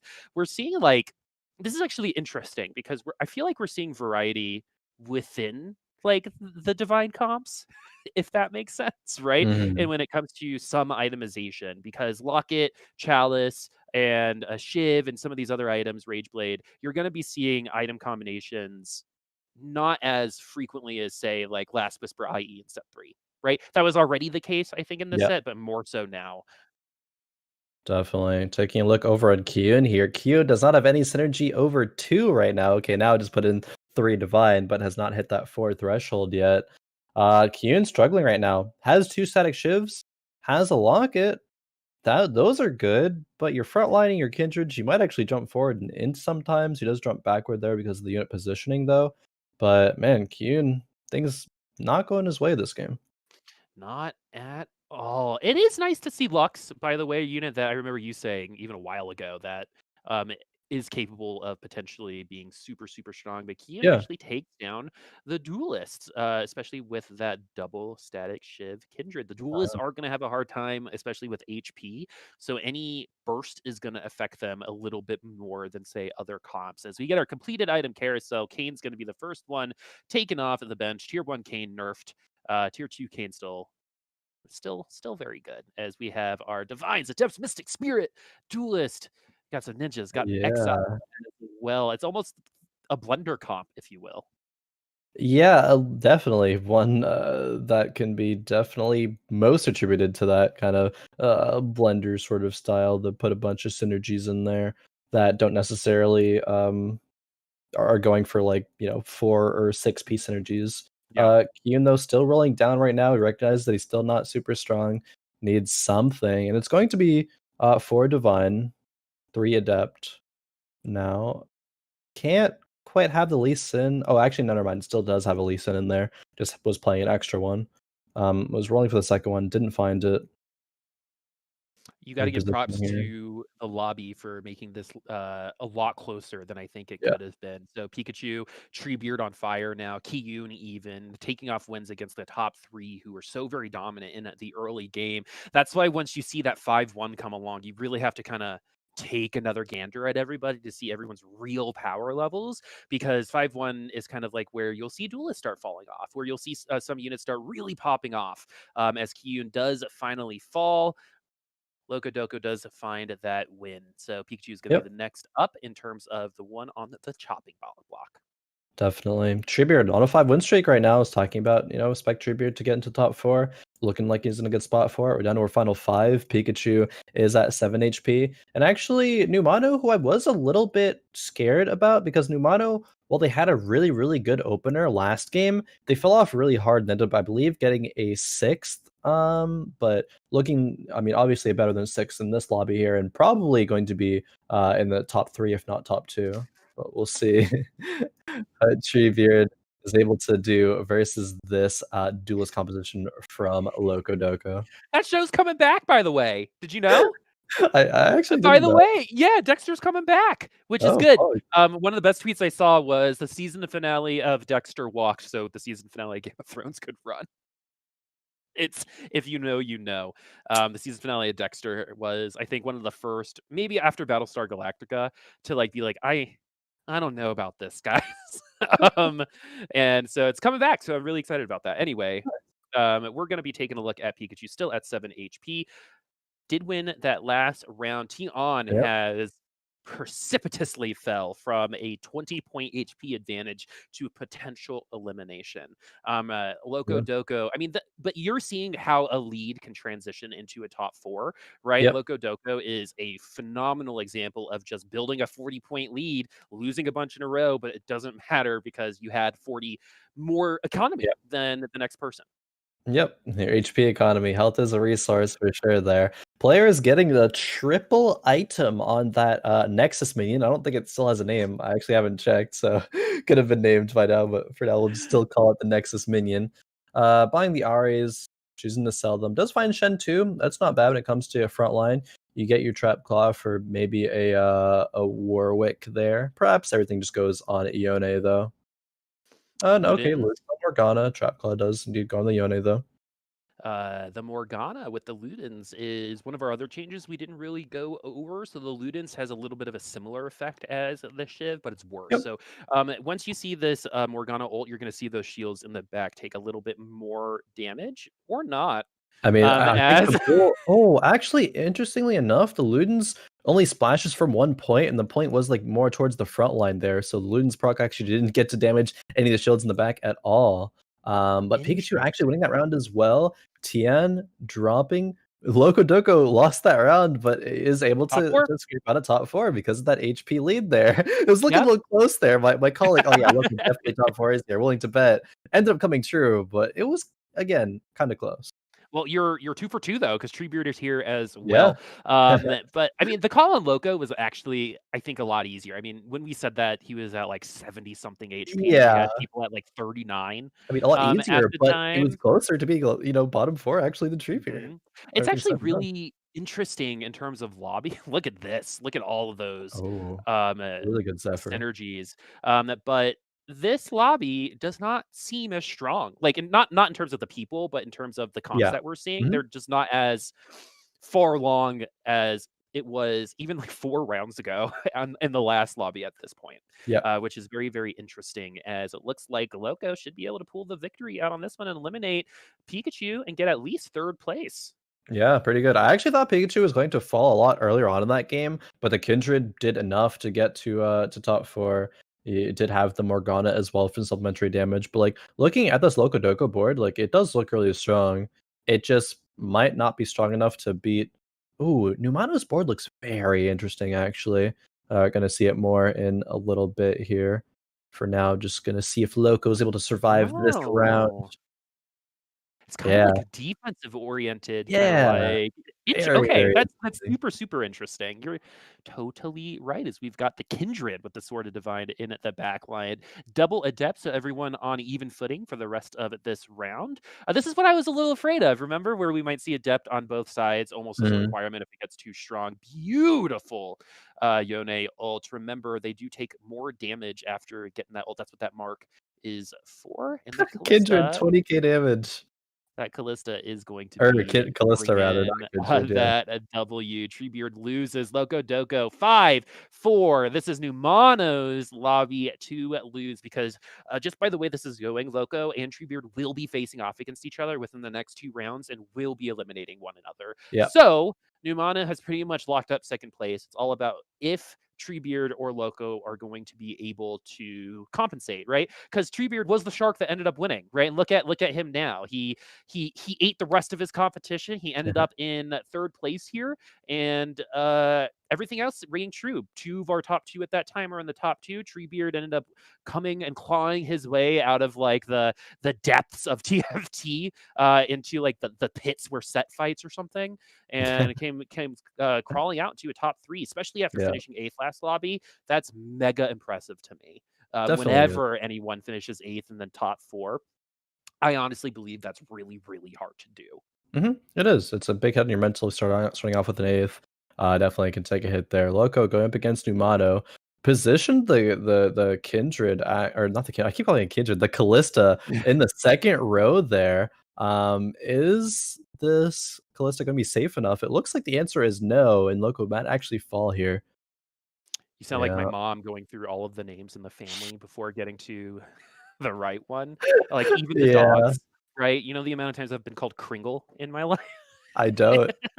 Too many. Rest in peace, buddy. Anyway, the Numano is going to be going up against Treebeard this time Yep. around. So Treebeard finishing in second was below all of pretty much at the bottom side of this leaderboard this entire time, but finds the way towards the top Yeah. two. Early Lee Sin will I do that mean, to you. These Zeeks are actually really interesting, especially with the Yasuo and Yon needing to be separate from everyone else. So you are potentially losing that extra shielding along with that Yon, but that Yon not really going to last that long. Doesn't get to ult in this potential final matchup. And we got a smorgasbord of action right now. Lee Sin in one place, the rest of the team in the other. And that Warwick was CC'd for what felt like forever. We have Kindred and Lee Sin versus Ashe right now. And the Ashe is ooh. already at the end of the board. Gets Uh, kicked out, and Treebeard lives to tell another story. We might be here for a while if that is going to continue to happen. But this is a nice I little mean, power increase with Kane being yeah, transformed with Morellos and Rabadons. And honestly, that Bramble's not a bad option yeah. just in general for this stage of the game. Definitely. Gonna say a couple things here. Yeah. So Numano was sitting on a Lee Sin pair there, locked for the upgrade, and now has the Kayn upgrade as well. So if we take a look at how close that fight was, it's if the Lee Sin 2 and the Kayn upgrade was available already, it would have gone the way of Numano. I'm not sure how much Treebeard can actually level up that comp more than maybe finding a Warwick 3. And it looks like Treebeard's actually one away from Warwick 3. So if Numano rolls and finds any, should deny them. Is not going to find any more though. Does want to run perhaps that Yone or just deny the Yone. Oh, there's the Warwick 3 actually from Treebeard. He It's found supposed to it. be harder. It's supposed to be harder to find, but he won. He was the last one of the Yep. bottom 6, and so he gets his Warwick 3. And for the amount that he has overcome, honestly, I feel like you deserve it, buddy. Let's see how good this Warwick 3 is going to be. Well, I mean, when anyone is CC'd forever, it can definitely hurt your chances. But as you can see, this Warwick might actually be taking negative damage right now and Yep. increasing his HP as time goes on. There is going to be no way that Numano is going to beat this Warwick 3 without maybe even a 3-tier legendary on his bench. Warwick, already the best unit in the game, has a tier 3 of the best unit in the game with 2 of the appropriate items on him with a little bit of extra oomph with that Bloodthirster. I loved actually, I mean, not for Numano's sake, but when we were watching Numano's perspective, once the Warwick 3 was hit, the chat just got spammed with, oh, okay, GG. We saw on the screen a little bit there. So even Twitch chat knows, all right, Warwick 3 is probably not going to get beaten here. It has 3 items. One of them is QSS. You can't even Zephyr it anything, even if you had a Zephyr there. And it's just going to tear up the opposing side of the board here. That Warwick has no care in the entire world right now. This, I think, is going to do it for our game number 2. Treebeard going from 8th place to 1st place. Snaps for Treebeard. What an emotional roller coaster. And what a very different lobby we actually saw that time around. We got to Yeah, 7-2 in terms definitely. of rounds. And to put that into perspective, I don't believe we got past like 6-2, 6-3 on that last lobby. That's how much longer it took for these comps to power up. I mean, it was so long, right? We got to 7-2 that Treebeard had the time to roll and hit that Warwick 3, eventually getting him Yeah. that victory. But I'm curious to see what the lobby looks like right now because Sphinx also dropped to the bottom. So we've got a lot of opposite Ooh. result. Oh, this is close. This is one of the closest. Everybody is so close, actually. We have not had a fight night where literally everybody is this close after 2 games. There's generally outliers in terms of someone getting first by a lot or someone like trailing in 7th or 8th, by a lot. But Gitoff, Tiaan tied 12 points. Numano, Treebeard tied 11. Kiyoon, Pikachu, and Loco tied for 9 points, and Sphinx actually, our winner last week, is at 8 points, but it's still only 4 away from first right now. This is actually hella exciting. Literally or literally, everybody can win still. And that is one of the best things to say going into halftime, because that's not been the case 9 times out of 10, right? We talked about percentages earlier. This is something special, folks. We've got new people coming in, going up against vets. We've got people from other games coming in, really showing up. And we've got our old guard here too, with a lot of polarizing results so far. So the games after this half are going to be absolutely nutty. This lobby 3 then becomes incredibly important as a setup opportunity for the win in lobby 4. Definitely. I am excited to get into those games, but first, we'll be having a quick 5-minute break, but don't go anywhere as we'll figure out who's going to win this week on Fight Night Rising. Stay tuned.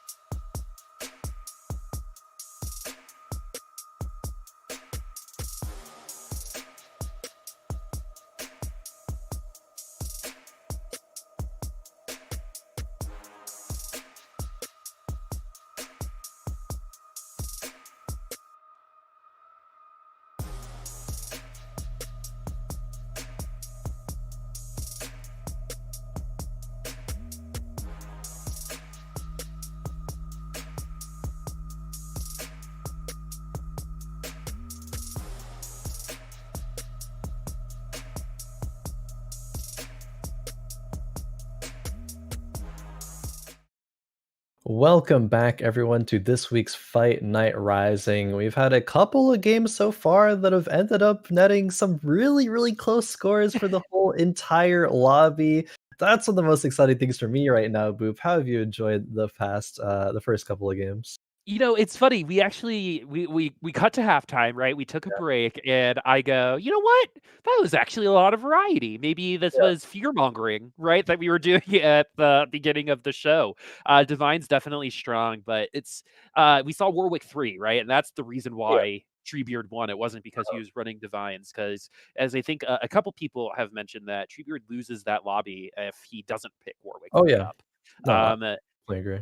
Exactly. That lobby goes to 7-2. It lasts a very long time. I mean, in terms of time, that was one of our longer lobbies that we can see.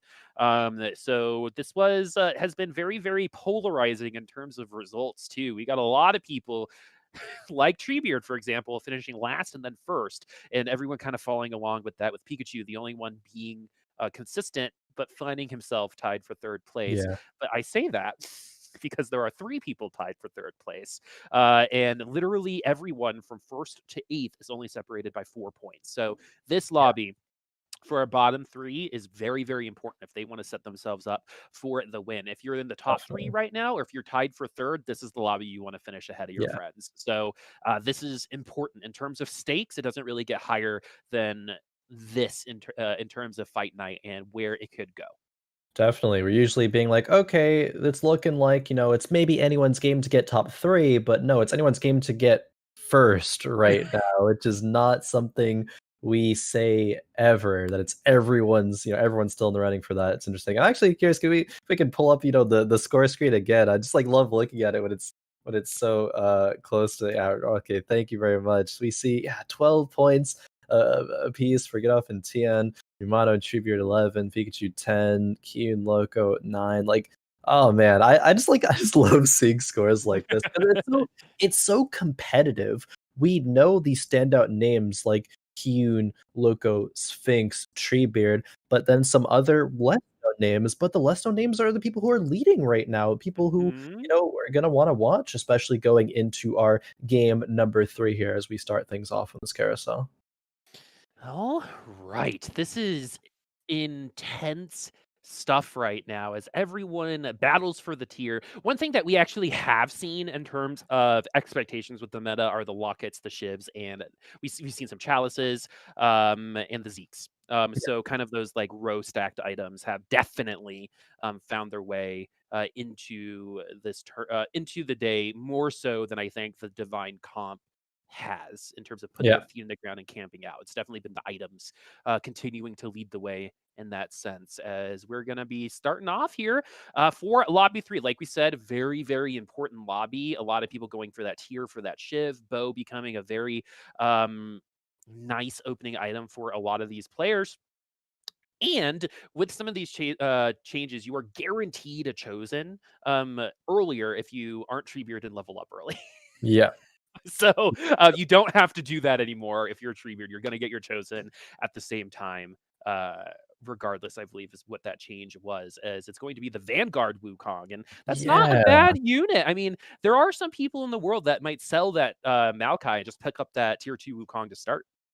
Uh-huh. I'm actually very surprised that it isn't the sell on the Maokai and the pickup of the Wukong here. But if we take a look at what Gitoff played in the past couple of games, it was Elderwood Ash, and then I believe it was 2 games of Hmm. Elderwood Ash, if I'm Because not he had the Elderwood mistaken. set. Yeah. Actually selling Oh the no, no, no, Maokai. that was someone else. That was the Get off first lobby. get off No, had that the was Gitoff. Elderwood set. Yeah, Okay. yeah, it was, and gonna run because Get Off won that lobby because of the Elderwood set. So definitely seemingly likes that style of play. Does sell that Maokai though. Maybe wants to put the um what's it called? The Sunfire cape on a Tom Kent to item carry, instead of having it on the Maokai because you want to keep the Maokai the whole way through. Getting a lot of gold here actually. Ooh, pre-levels to 4 on 1-4 there. Ends up hmm, getting a Yasuo chosen.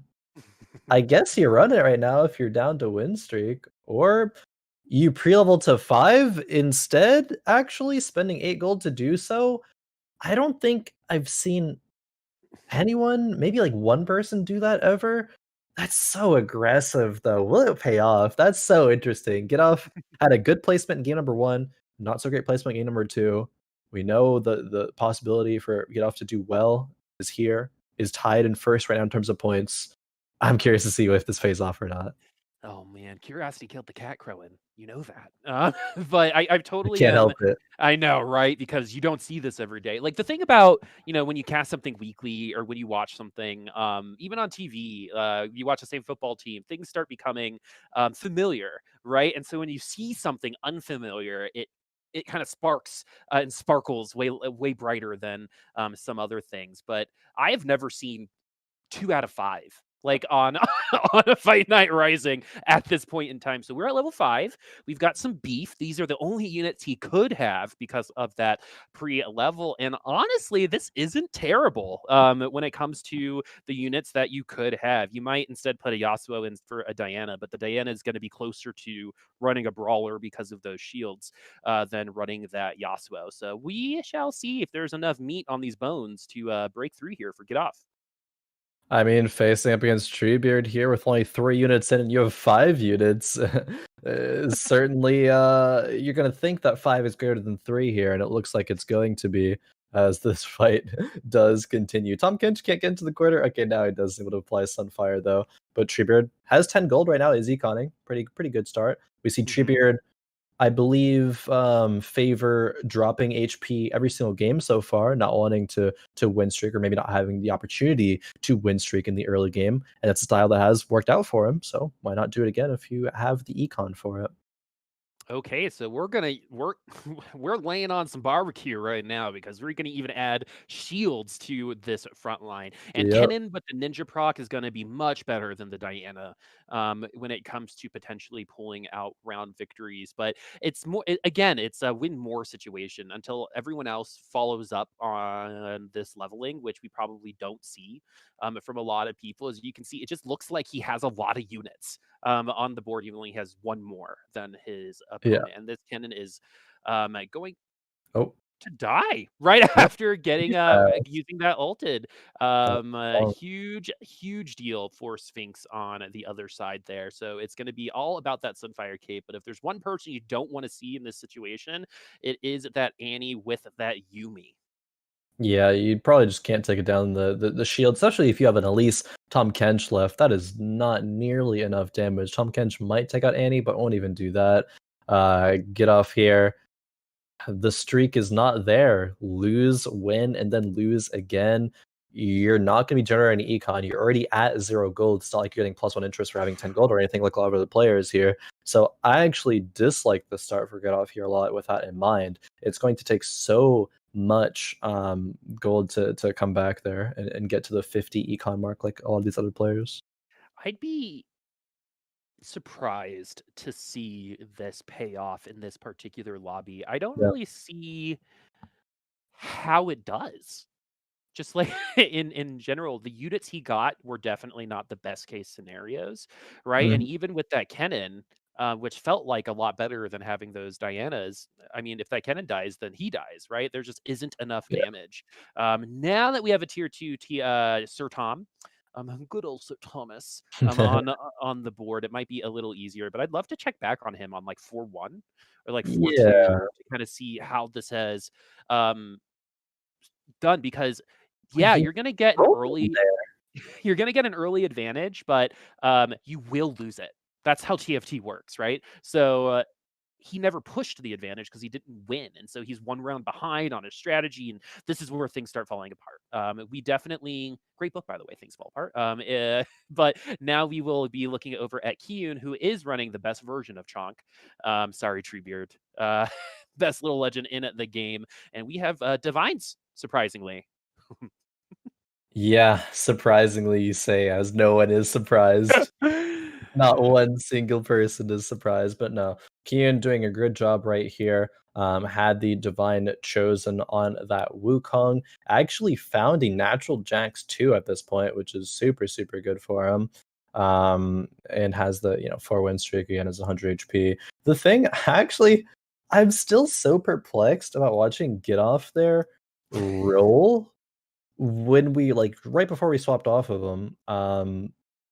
I don't know. It's perplexing again. I just I definitely want to check back with him later on when it gets to like that 4-1 stage. The Mhm. thing that actually talking about Gitoff's playstyle there, if you go to level 5 that early, you're gonna get rewarded if you find a like 2 or 3 cost chosen. Gitoff Yeah, yeah, yeah. lucky though and didn't find the chosen, so I guess it's honestly a little bit low roll in that scenario. So you just sit here, and I know I'm the one doing it, but sit here and say like, I don't like that, get off. It's not working out for you because obviously it's not working out because you didn't find the chosen. And that's a bit unfortunate there. So So you know again, what that actually yeah, reminds me of? I don't know if you're a Futurama fan or I've not, seen a but little bit. there's an episode where so Mars is Las Vegas in the future in Futurama, and so the crew goes to Mars, and Zoidberg bets everything on I forget if it's red or black, and wins three Yeah, times in a row, and then keeps betting every. So he wins like millions of dollars, and it's like let it ride, and then he loses all of his money, and I feel like yeah, that's what happened to get get off in that yeah. situation, which is, it was like, let it ride. Oh, I've been in Vegas for 1 hour and I have no money. That happened. Okay. Yeah, Yeah, it happens. I guess I'm gonna they go see a show.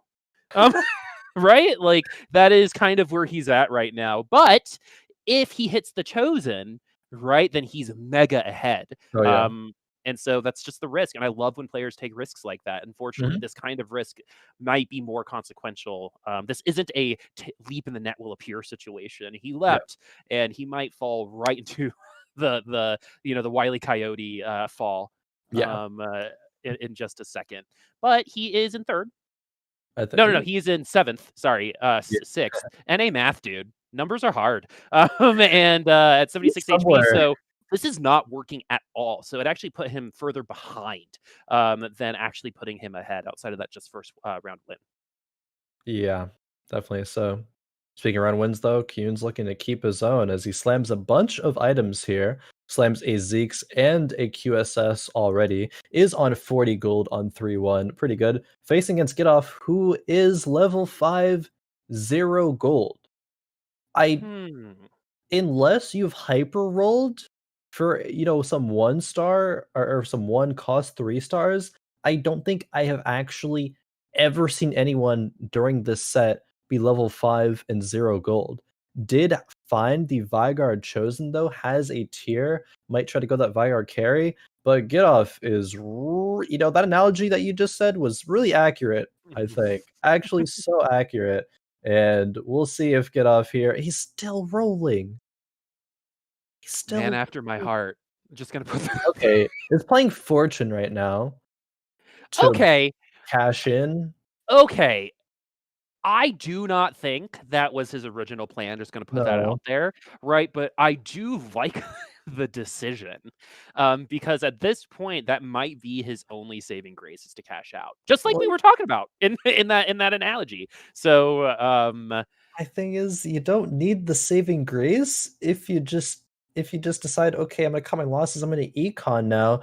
You like not only doubled, like triple down, you like quadruple down on this play here, and you're still losing HP because of it. You're not gonna be in a place where you can cash out on your fortune. And if you do, you're gonna be really low in terms of HP. Treebeard's even lower, but even Treebeard's starting to win at this point right now. Treebeard always favors econ, it seems like, at least in this fight night.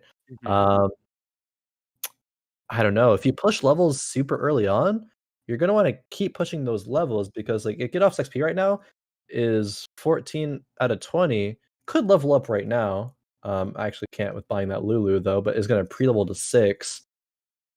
It's such an unorthodox play style, and it just doesn't look like to me it has many merits right now though.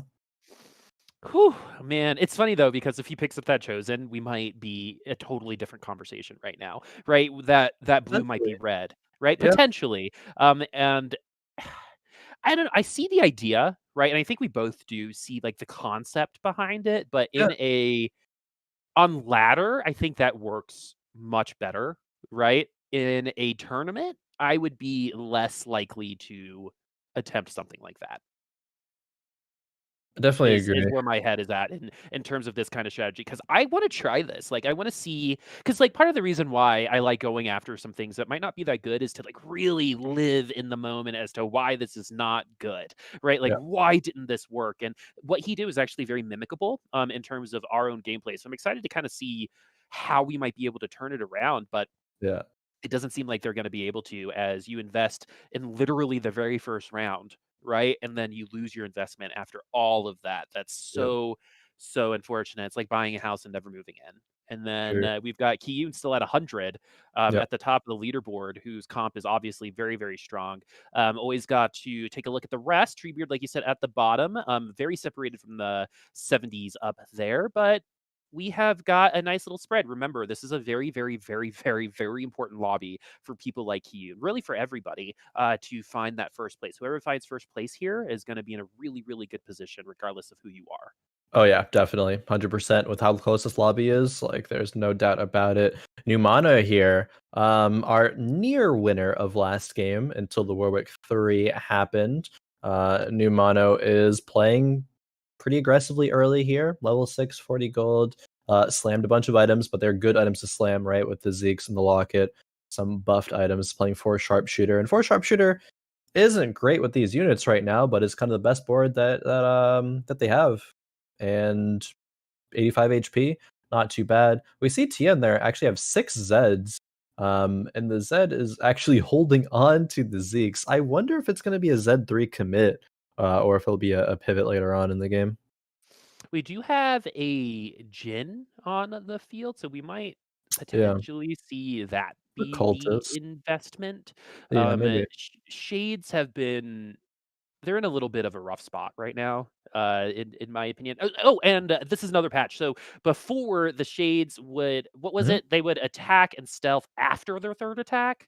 Yeah, like on their third auto is when they would stealth. Now it is after, like Yeah. Okay. So if they're they're a little attacking, then bit on more the fourth vulnerable. they stealth. So yeah, there's a bit more downtime on actually being stealth. So you'll be more susceptible to being focused down and killed at that point. They did buff the numbers on shade damage, I believe, but overall it is still a nerf with how And you're infrequent going to be they're proccing going it in. less often because of Yes, that yeah. change too. Um, So it that's kind a of big balances deal. out. Yeah, but Yeah, because Sphinx makes sense. was a Z1 trick last week, Mhm. remember? Yeah, And yeah, he so, played it, like, 3 games, maybe? yeah, yeah, he got chosen Shade Zen twice, if you remember that Yep, last week. that he did. Uh, and so we're looking over at Numano, and this lobby, this goes to show how crazy this lobby is. We have 3 people on fire right now, and one of them is smack dab in the middle of the leaderboard. So Mhm. it really is anybody's game. Let's take a look over at Locodoco right now, who is mega struggles. I wonder if they're running those duelists as we continue to see Numana running these sharpshooters. This will probably not change for a round or two. Yeah, So I think it's going to be good to go to Loco, who is not running the duelists, fun. which Yeah, got him that top 4 at last time. Again, I know it's not fun to be a mono player sometimes, unless your mismatch sucks and you just love running your Master Yi. yeah, But the big thing here is just like he has proven success on one comp. Does going after, I mean, like the stakes for Loco, outside of just building his brand within TFT, he needs to show that maybe he is versatile, and be one of the best players in the world. And in his opinion, maybe that's why you do it. But uh, I don't know, man. The duelist works so well, right? It got a top 4, and in this kind of situation when the lobby's so close, I'd rather run something familiar rather than something new. Because we're kind of we're moderately meta slaving right now if you're yeah, Locodoco, and that's not necessarily always the best option for players. There's always that little pocket, do what you're good at, because that might be better than going towards another option that you're not as proficient at, yeah. but might be considered better. I agree with you. I think I actually do that more than I should in terms of just meta slaving as opposed to just playing. Like sometimes I'll be like, all right, screw it. Just gonna play what I'm good at, what gives me results. And with Loco Doco, maybe should go more that route. We've seen kind of a little bit of a roller coaster when it comes to Loco's performances. At least today, had a performance in game one, pretty decent one in game two with that favorable composition, and now is on the bottom stage of the lobby. You're level 7 only add 10 gold. Okay, actually choosing to pivot here, maybe commit more into just this Ash, because rolling an Elderwood Ash, I think, is very, very good if you do commit the items to it. You already have a QSS, the makings of a Rage Blade, but you're still rolling down to 0 right now, which okay, and committing to try to go for an Ash 3? So this is I want everyone to kind of notice how this is going right now. This is arguably the slowest we've seen Loco play his board. In terms of like intention on his moves, right? Like I mean, we've talked about before how we've noticed changes in just mouse movement when it comes to confidence, right? And what I'm seeing here is just a lot more thought involved in the process because maybe we're not as familiar with this Elderwood Ash. Maybe we aren't as comfortable with moving away from our duelist. But now that we're here, now that he has made a decision, this is usually when Loco starts really showing off, as he's probably going to not have a lot of money for a lot of this because of this transition here or this pivot. As we're going 6 Elderwood, he did it, friends. He does need to find a way to put it in, and he's so close to two-starring some of these Elderwood units too. But the Yeah. only one that really matters is that Ash. We're only 3 away from that Ash 3. We are only 3 away, but you're at 1 gold, level 7 on 4-3. Numano, actually, surprisingly enough, is on the very low amount of gold as well right now, 10 gold. We already know Gitoff's gold is not going to be looking too hot right now as well. Loco wants to sell up to 10 gold here. Hovering over this Ash, like, is Ash 3 a bait? Short answer, yes. And Loco identifies that and sells it there. I think that's a Mhm. good move. Um, it's just I think Loco could have ran Divine for longer and not had to roll down so aggressively there, because I think that is what's going to maybe make you stronger right now, which could get you to like barely a fourth. But I think Loco was strong enough again to wait and to get a more consistent top 4, if not like top 2, even in this lobby with the Ash chosen there. Totally agree. And that's that intention coming back again, selling Yeah. that Ash before that carousel round, so you got the interest, right? That is a big deal. So we go from no econ to 2 interest, right? And that again, that's a big deal is we get the Lulu. I probably don't even buy the we're so struggles for money. We're like struggles on Fuggles right now for money, Yeah, which is a at a local bar here is the hangover drink, which I feel like makes it even more appropriate it um, does. Actually, I for this. And so we're kind of just like we played one comp and now we're like reversing course and we've completely transitioned into another one. The 2 Yep. hunter should be very nice for that Ash. Giant Slayer Rage Blade is very good. Sometimes you want the Shiv, but the Quicksilver is going to make you much more capable over 10 seconds than those other items are, unless the Talon is going to do some parkour Hey, and destroy your face. interesting enough, we saw Talons back to back there that Loco Yeah. takes loss to. Sphinx being a player to run the talent, and it doesn't have anything like IE or anything to make sure that damage is always going to be high, but it does have a Zeke's, a Giant Slayer, and a Hodge. Triple DPS items. Pretty solid. We saw the strength of it there, and that last fight also had a Morgana 2 in the backline there. Looking pretty good there for Sphinx, I think. Of all of, like, the stereotypical good champs in the set, I feel like Talon has struggled mightily in a fight night. Remember we saw Talon 3 lose, like, handily, True. a couple weeks ago? And so it's nice to see him back and see actually how he works, because it's actually been a little while before we've seen, like, the parkour Talon, find consistency. And honestly, with some of the divines, getting quick kills like that, right, might be a really good way of taking them down, especially since you're probably running Talon with some divines of your own. Yeah. Seeing the Z3 finally come to fruition here, and only has one bow on it for the third item. Hopefully, maybe getting either a RFC, or if not RFC, then a Rage Blade or something. Maybe even we'll slam that Giant Slayer, as there was a sword on the bench there for, I believe it was Tiaan. Loco, though, 14 HP, Gitoff at 9, Pikachu at 13. So real like these are some of the quickest we're going to be seeing eliminations is with these bottom 3 players right now in Fight Night. We're seeing Gitoff manage to get to level 7, but is on 7 golds right now. Loco, even with rolling down as hard as he did, still is having 40 gold right now, is going to be able to go level 8 if he wants to. Gitoff, though, triple DPS items on Ashe, only Ash has one. 1 Ashe. Yeah. Ashe 1 needs, I mean, found a Dusk Chose Oh. Riven, I guess, but you can't go that in this scenario.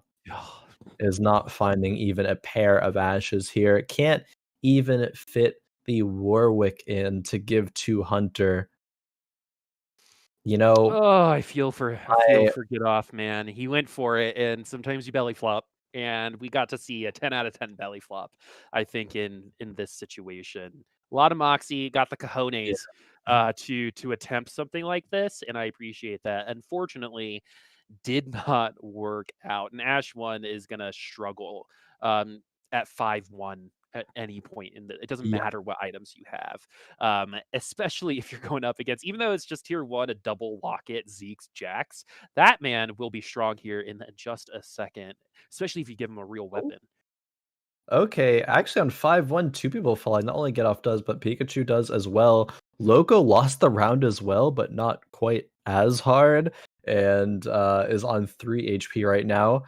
Honestly, if you're Loco here, getting a 6th is kind of a high roll.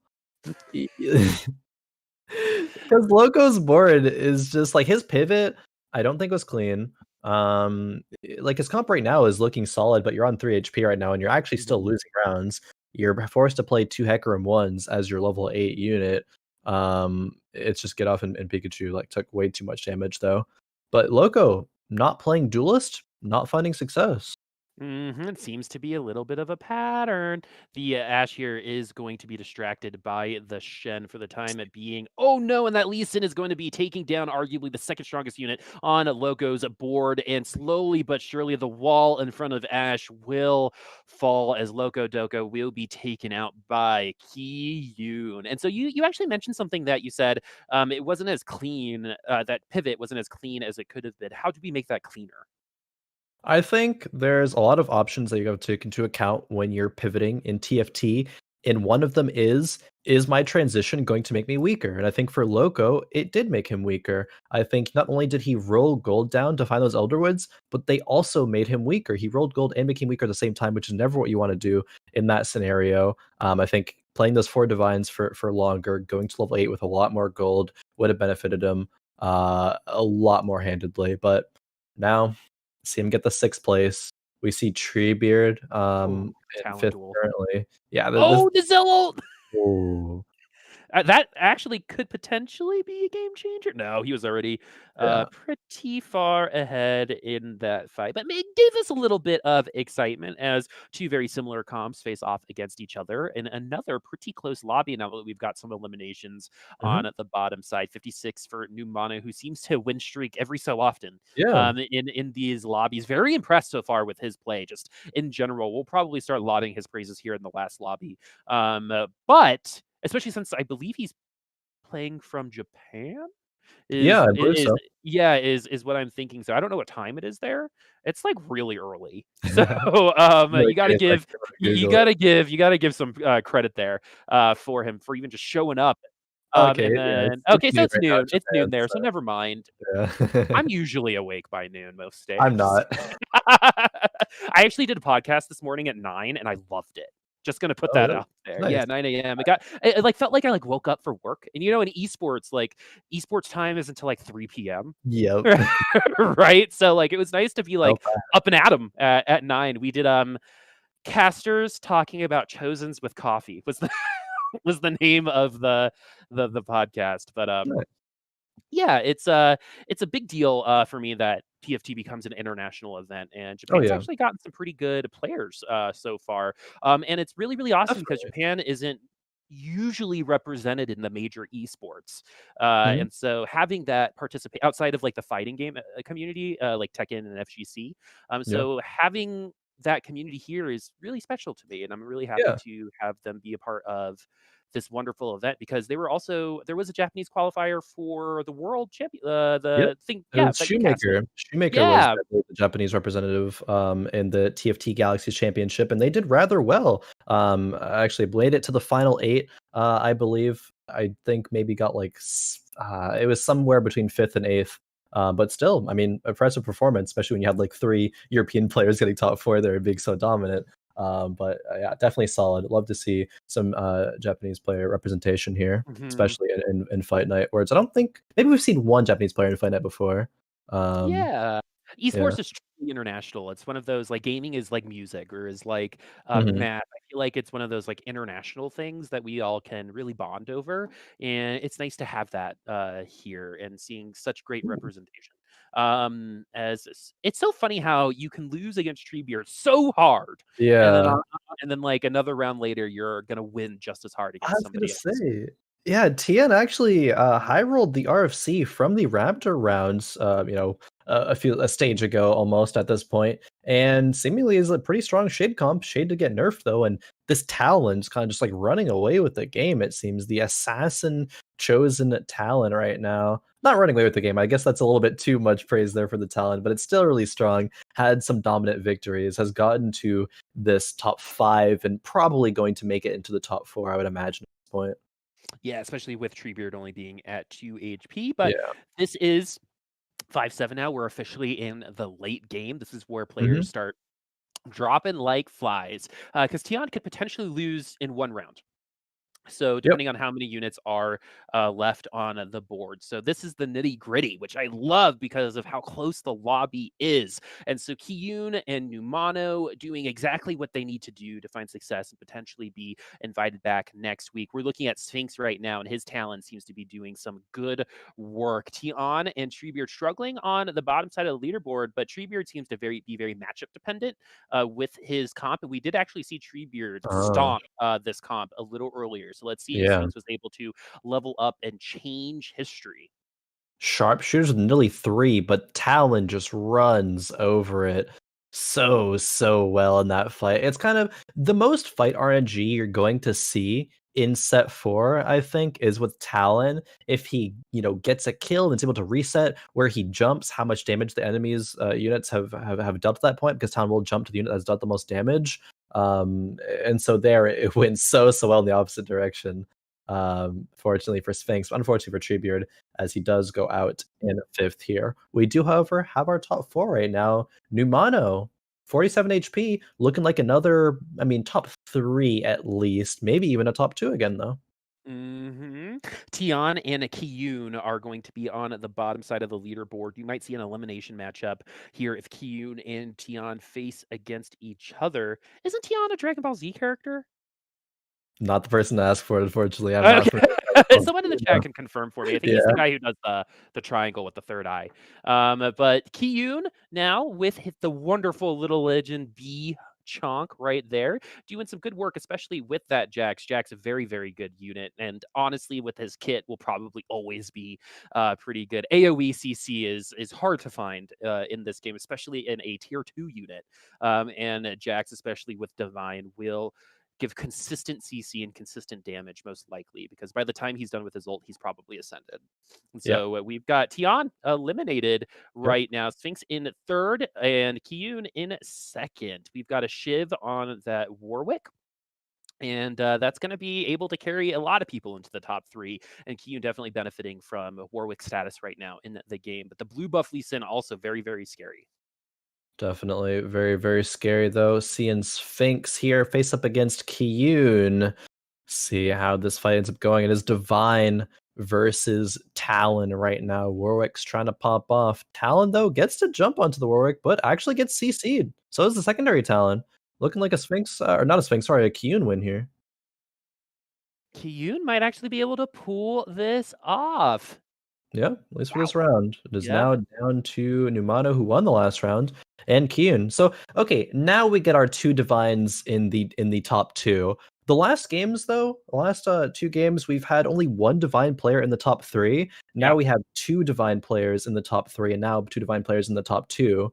But honestly, still, as you were saying, not as much of a, you know, oppressive, I suppose, synergy or trait as we were suspecting coming into today. It is still strong, but not maybe, overly so.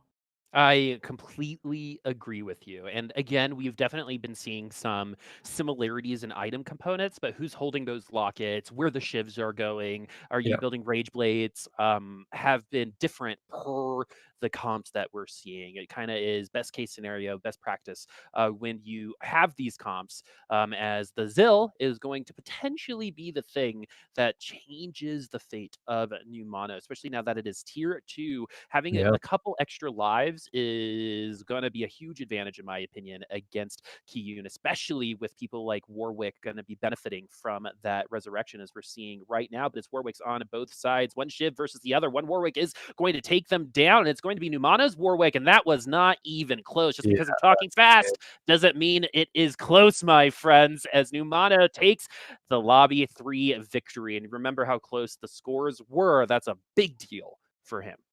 Definitely. Coming off of a second last game to a first, now Numano is on fire and has come out of every game win streaking early on. Just wasn't able to turn that win streak into more of a benefit during game 1, but during games 2 and 3 has really solidified that play style and made it look super, super dominant there. Going back a little bit as well to the Zillion. Zillion actually got buffed. I would say tier 2 Zillion got buffed in the last patch, and now it will res 3 units instead of 2 if you're that tier 2 Right. Zillion. Yeah. The HP that you get does, I believe, go down. Yeah, it goes down from 700 to 500, but still, rising a whole extra unit there, it's going to be a net HP gain and more effective overall when it comes to your team composition there. So great composition by Numano. And I mean, talking It's about Japanese the composition, representation, really. yeah, it is.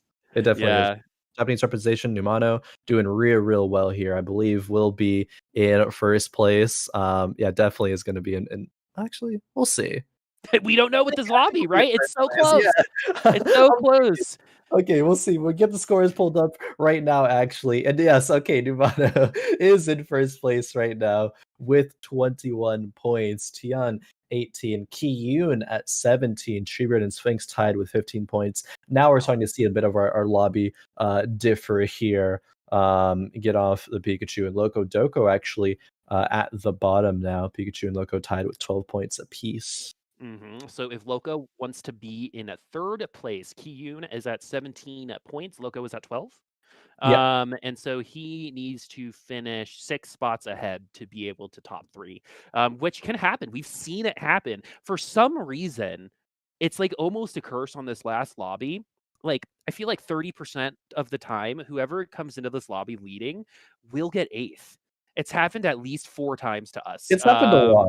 Or like Yeah, 7, 8, 6, exactly. like at the bottom of the lobby for sure, it's happened a lot And of some times. of them are actually in our top 3 right now. Old Sphinx is definitely someone who did that. Sphinx did that 2 weeks ago, I Yeah. think, where he got first, third, and then 8th. Primal, I think, did the same thing. Yeah. We've definitely had some other people kind of get that 8th. But basically, what I'm trying to say is it's not lock stocked right now for Numano, right? There has been a lot of choking when it comes to this 4th lobby. And especially with a new player, I feel like that is something that you have to think about as you go in, because finishing the lobby is very different than winning it, right? Winning and Definitely, yeah. setting yourself up to the win is a much different experience than finding yourself just in the top 3. So Numano is going to have to pull out the stops right now and be able to finish this out in first place. That'd be so cool. I personally like it when first time players come in and they win, right? It really just goes to show that anyone can come here. You make masters, you sign up, and you could potentially win $100 playing video games, but also make a name for yourself in this Yeah. community, because this community is great. Let's be honest. Definitely. I think that's, money is nice and all, and it's great to be able to have that added benefit. But getting your name out there, getting that exposure, and being a name that is familiar in the community, I think is a priceless reward in of itself, I guess. I mean, it sounds a little corny, but like, no, I really do believe that, especially with a community of wonderful people, and being a good player is kind of like invaluable. You get, I don't know. It's just like it's a good feeling to be able to put yourself there. It's a good feeling to say, "Hey, I won Yeah. Fight Night Rising in my first time there," and even better to be invited back next week and do it over again. especially, and I think with performance that we've seen Numano have so far, definitely has that potential, has that playstyle that I think actually transcends just this patch. I think the playstyle Numano has lends itself to being able to be strong throughout multiple patches, playing for that early win streak, but not only early win streak, be able to transition it into late game and take firsts or seconds very consistently there, which seems to be the case so far. It has only been 2 games where we've seen that, so maybe it's a little too early to judge, Hey, you but know what? I feel like we're usually right about this stuff. Just gonna put that yeah, out there, put that out into the ether, right? And for so, sure. because I'm I always also think skeptical of that way. of anyone who's gonna actually make that call, I think it's you because I think you play that way. So I think you would see that I think a little bit more than someone else because I totally agree with you. Yeah. There have been a couple players in the past, like Barry Baden was one that Yaboyo during the EU phases. These people coming in and just making stuff happen, coming on their first lobbies and top threeing. But we might actually have a first time winner here, which is again so very cool. Mhm. Indeed, anyone can make it. It gives me hope that one day when I get masters, I can come compete and not get last. I And believe in so you, Boop. thank you. I'd love to do like a Wisdom Gaming Fight Night Rising one day and cast in with Yeah. him and just talk mad crap the whole time. That'd be hilarious. That'd be Um, really fun. exactly. But yeah, we've actually been seeing a lot of Garen as just like an early game unit just to have very tanky, Yeah. nice AoE ultimate to do some damage, really good if they focus them. But we've, in terms of positioning, something that we don't talk about at length. We've been seeing a lot of just the back row positioning with a lot of people Mhm. because of the lockets, Lockets. chalices, and Zeeks. And so is that pretty much going to be standard for a lot of our locket compositions, or are we ever going to kind of see rows where only like a couple people benefit from this locket, a couple people benefit from this locket? Probably not. You're probably gonna wanna, stack your lockets on one unit, get all those shields. Maybe there's a world where the if you have, like, 3 lockets, it's actually too many, and they won't damage those shields before they expire, so maybe in that point, you can both protect your front line and your back line simultaneously. Talking more about the positioning right now, though, I know New Mono doesn't have any ranged units right now, but if you're playing any ranged units early with a locket, you can backline everything because your front line will still walk forward and protect your backline, but your backline will also get those shields as well. So it gives time for the backline DPS to get some damage out, and they're protected even further. So this positioning is pretty standard there for locket. All right, Numano crushing it. In terms of the lobby right now, these early game matchups are more for how much economy are you going to have at like the third NPC round, Yeah, right? We don't really see the effects of losing in these rounds until much later. But as of right now, there is actually some flexibility and variability in the early game. You can run some tanky units, as you can see. Some people are just splashing some Garens in as well. But then we transition into some of our damage a little bit later. It this seems like fight. we get like our tanks, our locket, and then we move into our damage after that. It seems like to be the order of operations. Yeah, the fight nearly 1v3 that last fight. That was super, super close. Going to Gitoff here, though. Gitoff actually slammed a Ludens on the Nami and is playing Mage. So not opting for, saving for Shivs, but going that Mage style of play. Has 3 Fortune as well, even. Um, okay, so Gitoff last game was a little, I'll say weird, I guess, in playstyle. It There didn't was a work unique. out. There was some unique decision making, is what I like to say about that. So there's a lot of times, Boop, where I like to say unique, I like to frame things in a way to where it's like, "Okay, that could have worked out, I saw it." But honestly, like, I can't help but, like, at least have, like, a little bit of critique, I think, in that playstyle. I think it was a lot Ooh. too, um it was just too much commit at that point. It felt like tilt commit, honestly, at a certain point. Okay, I see what you're saying. Yeah, it felt like kinda uncharacteristic, but there was an idea to it, but after that first idea initially doesn't work out, it's like you can't kinda, like, keep throwing yourself against that wall and say, "Why isn't this working?" It's like that meme where you're like, the person's riding a bike and you're placing a stick in the Yeah, yeah, yeah, road yeah. there, and you're saying, "Oh, like, you're blaming something else for it." Yeah, the definition of Alright. insanity is trying the same thing over and over again, expecting different results, right? That's Yeah, a very common caster saying for this particular situation. And we yeah, have Fortune Mage for a get off right now. I yeah. actually really like the Ludens on the Nami.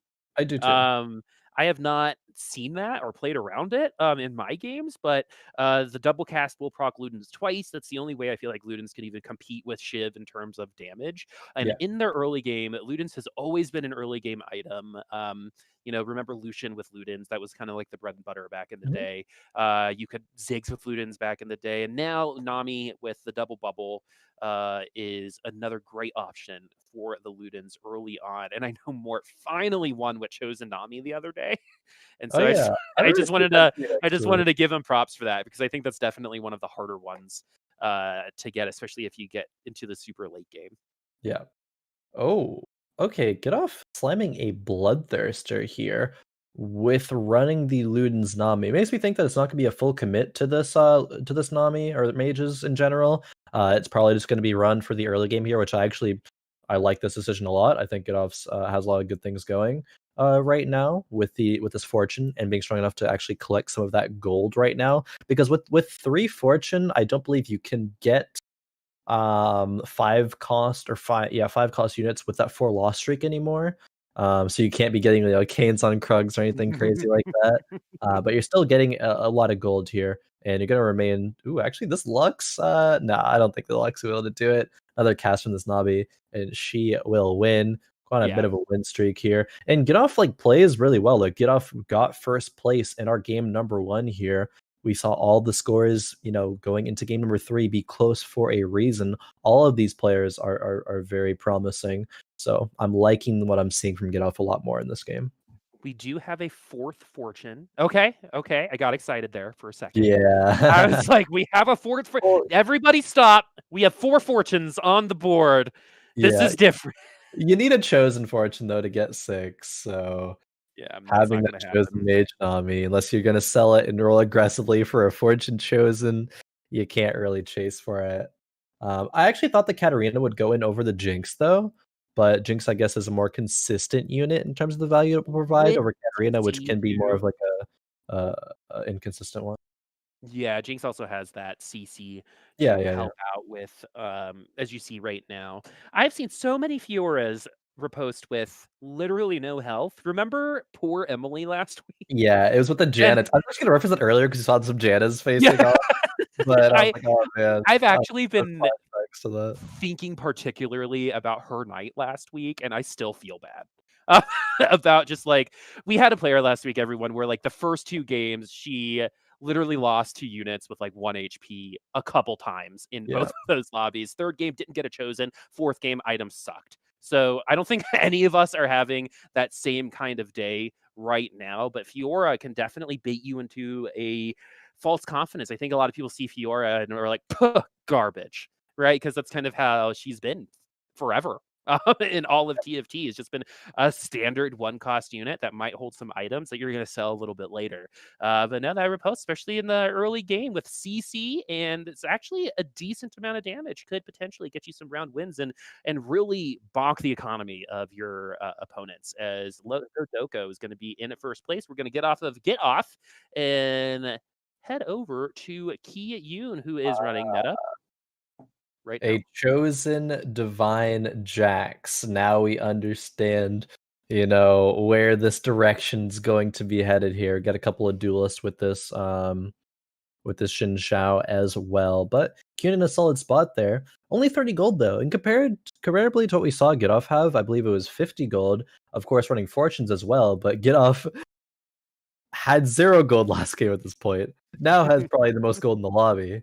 Just a little bit of a shift there when it comes to things though. But Kiyoon's Jack's Honestly, really strong. that's been the kind of story of today, is what you just said, right? Yeah. It's Totally. one lobby does this, and then the very next lobby, everyone just flops, right? Mhm. Like Sphinx literally went 7-1-7 on those 3 lobbies, and I think that's a Yeah. really good example of what kind of like we're seeing, and again, why this is such a wild west. Anyone can take the top 3 situation right now.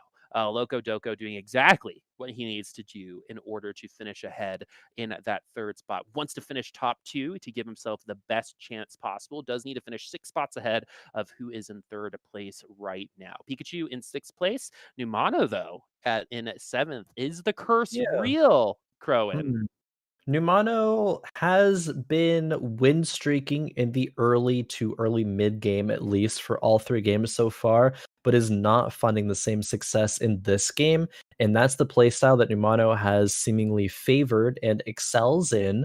But will that be a problem if you're not able to have that same kind of play? If the game isn't going according to what you're comfortable with, generally it leads to some poorer placements. We'll see if Numano is able to recover a little bit later on, though. Does win this round, so good news there. Kiyoon's actually on a 3-loss streak, even though this Divine Chosen Jax is a thing.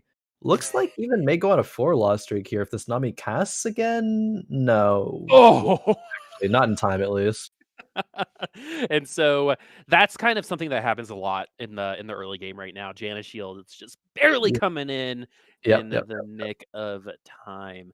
We're gonna go ahead and sell our units right now just to hit 50. We still have our units on the board.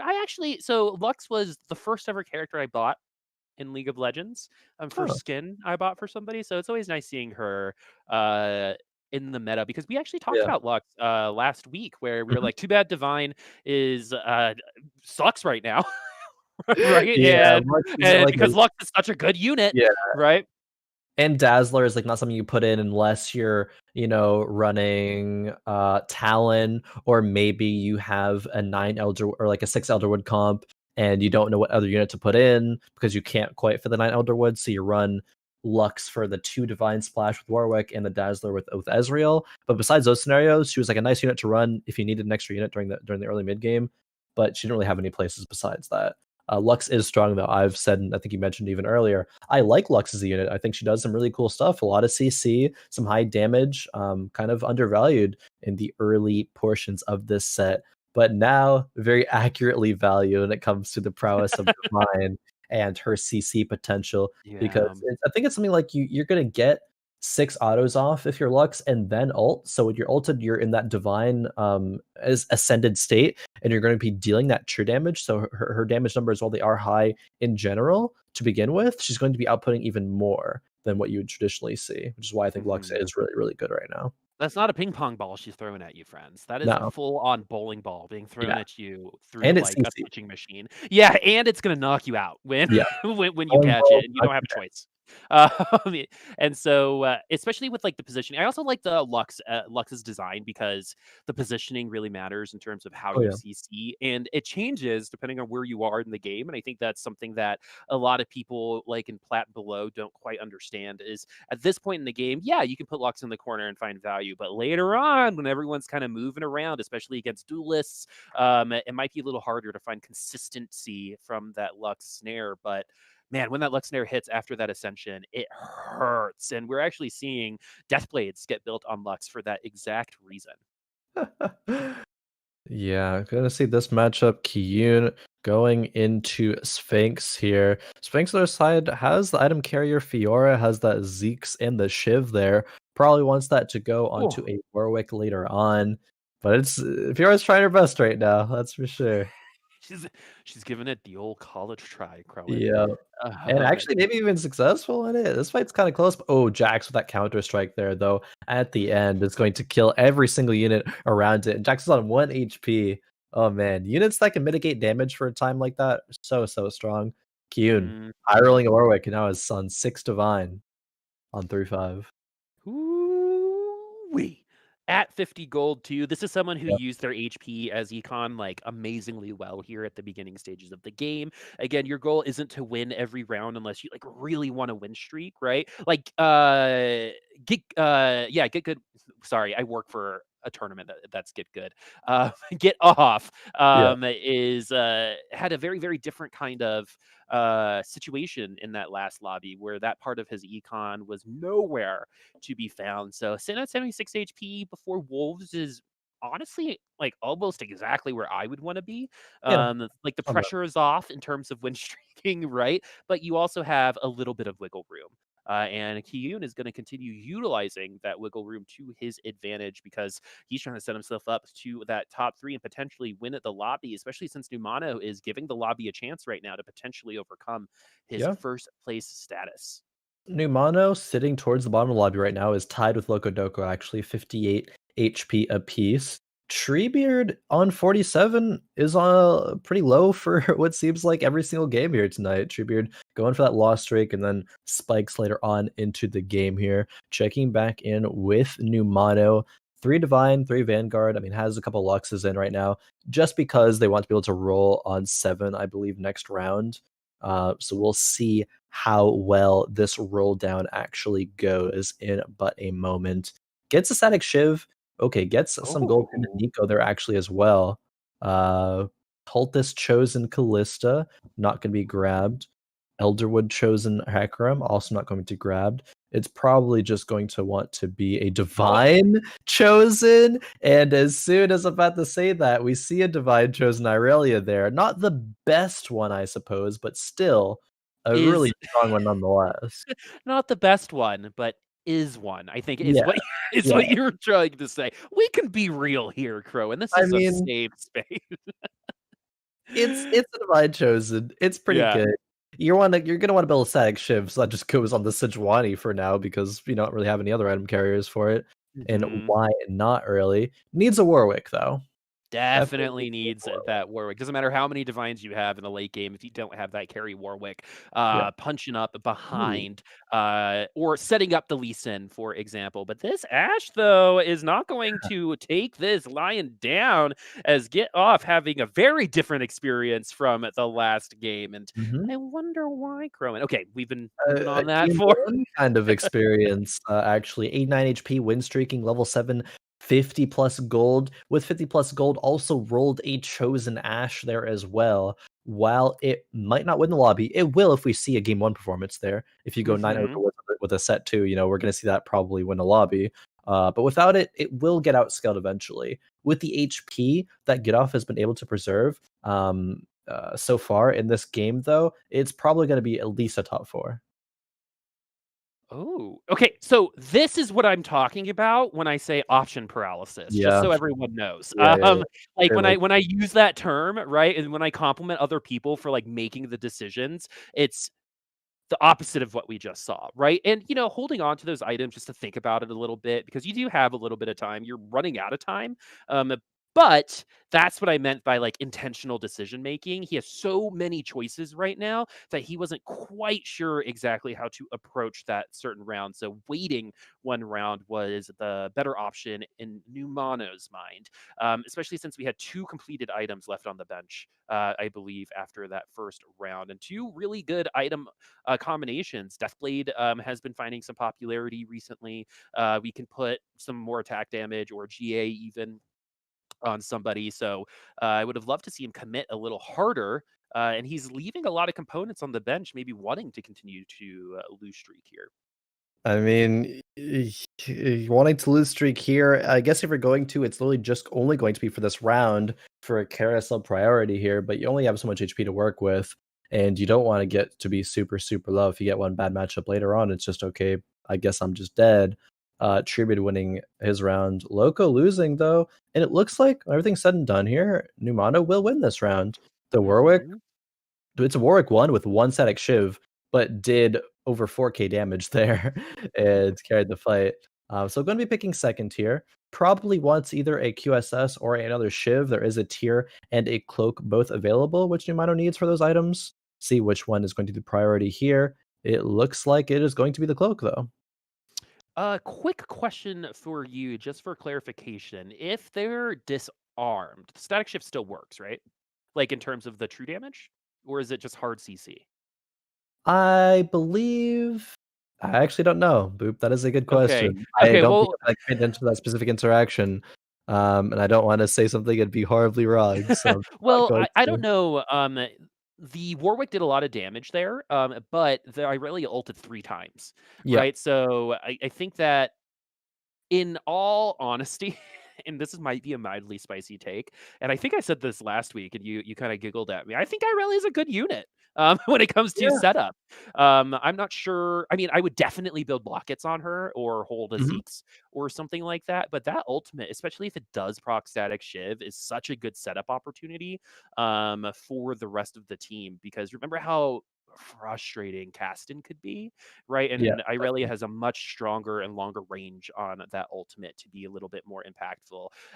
Because if she ults behind her here, that'd be great for her, but she didn't. But she's going to get that Yumiel. Oh, one more ult, and I think that would have been absolutely enormous. But Warwick with Deathblade, with Shiv, with Yeah. Quicksilver is going to be enough. Love Look, it's those. it's cats and dogs on the field right now. They've made a truce. Yeah, that they have, and they're working pretty well together, we see in this fight there.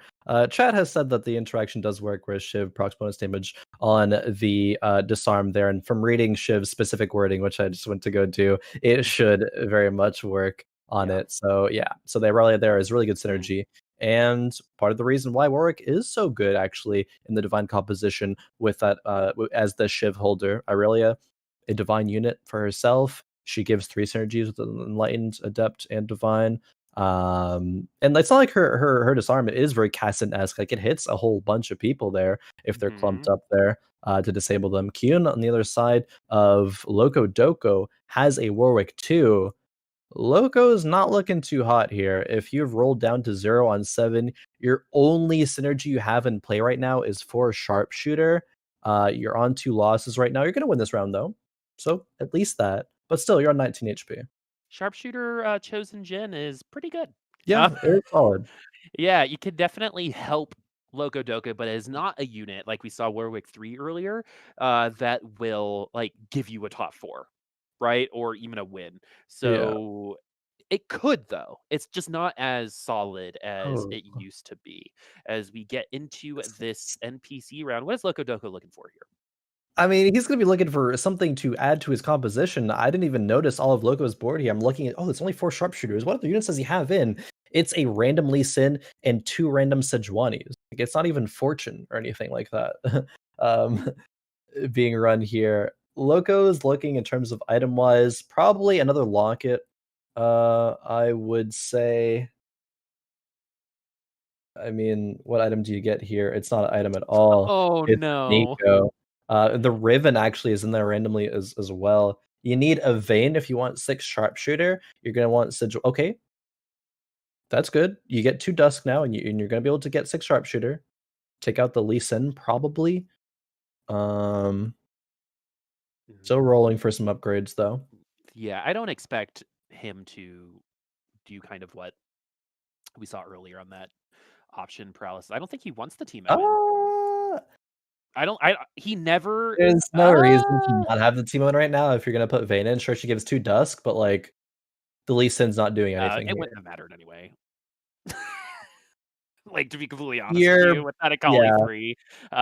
Let's see how oh, maybe I'm wrong. Lee Sin can Or definitely change things. okay. Yeah, I mean, still gonna lose here. Okay. Saving extra HP is relevant. There's like 1 unit left on that side, but Teemo should definitely go in here over the Lee Sin, I think. Treebeard actually does fall off Wow. the game and goes 8th. Treebeard having a couple of not great performances today in this I guess I'll still 2 call it a 8th divine. places and a win. Yeah, Seems like all he over and Piba have been doing some talking. definitely seems it. Oh, actually, okay. Um, so Loco actually did get Lee Sin 2 on level 7. Is gonna put a couple items actually on the Sejuani, no items on that Lee, and it has 6 sharpshooter right now. So if there's gonna be any way for Loco to win a round, it's with these upgrades, right? And these Mhm. synergies. So see if it actually comes to fruition here, or if that Warwick is just gonna eat everything. It looks like the Warwick will eat everything there. Yeah, it is time for some kibble, for Yeah, Warwick right now, and 160 extra damage, and that's true damage when they're ascended, right? yeah, There's just so many item synergies with Divine that just, like, work too well, right? You have damage reduction, and you're seeing even Gargoyle Stoneplate, that makes sense, right? Because that got buffed, and it's even more damage mitigation when they get targeted, and the thing is Warwick is probably gonna be one of the last people alive, so with the yep, changes, and if you can't build anything else, might be a good idea to build that on someone like Warwick. But we're going to keep the Shen in the front. Adept does seem to be coming up slowly but surely, especially I think that's more so because Irelia is divine and has that trip class and synergy. but the adept is definitely going to be help, especially if they're going up against someone who doesn't have an adept as well. Oh, man. Tiaan there. I actually looked the fight was going their way at first, but then you gotta remember Divines do some pretty powerful stuff there as they take the round. Pikachu barely actually losing that by a set with sub 20 HP, it looks like there. Although Numano, we had some worries about Numano early on into the game, dropping pretty low, but now Numano is on a streak, is on 42 HP, and is looking to be pretty solidly at least top 4 right now.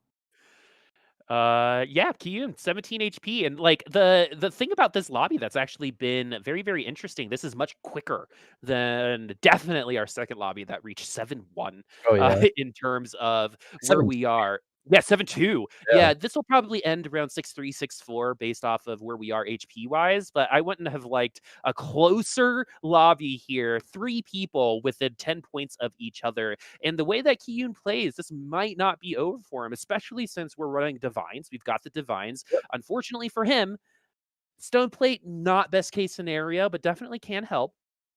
Yeah. Shiv, though, is going to be the make or break. The fact that he's got the Shiv on the Warwick is going to be the difference between 4th and 5th place, potentially. Has the Yone 2 now as well. Actually locked shop that last round to be able to pick up that Yone 2. Now has a Trap Claw for it as well. We'll see if the Trap Claw actually does go there.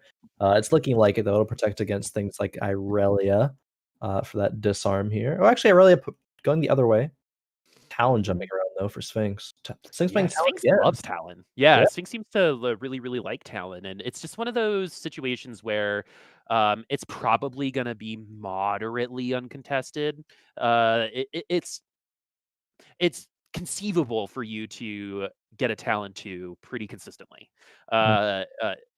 So Sphinx has been able to pull it off so far, and Talon will take you through this mid game into the late game. Once the CC starts getting pretty intense, that's where things could start getting a little hard for the Talons doing parkour. Their feet might get a little stuck to the ground. But right now, Sphinx is in a very, very good position. And for someone who's had such a roller coaster of a day, that's really good news for him. But the rest of the lobby has bad news, especially since Numano is still on fire. He's been sitting on 42 HP for a very, very long time. And I think that goes to show again, it reinforces what you said about him in terms of play style.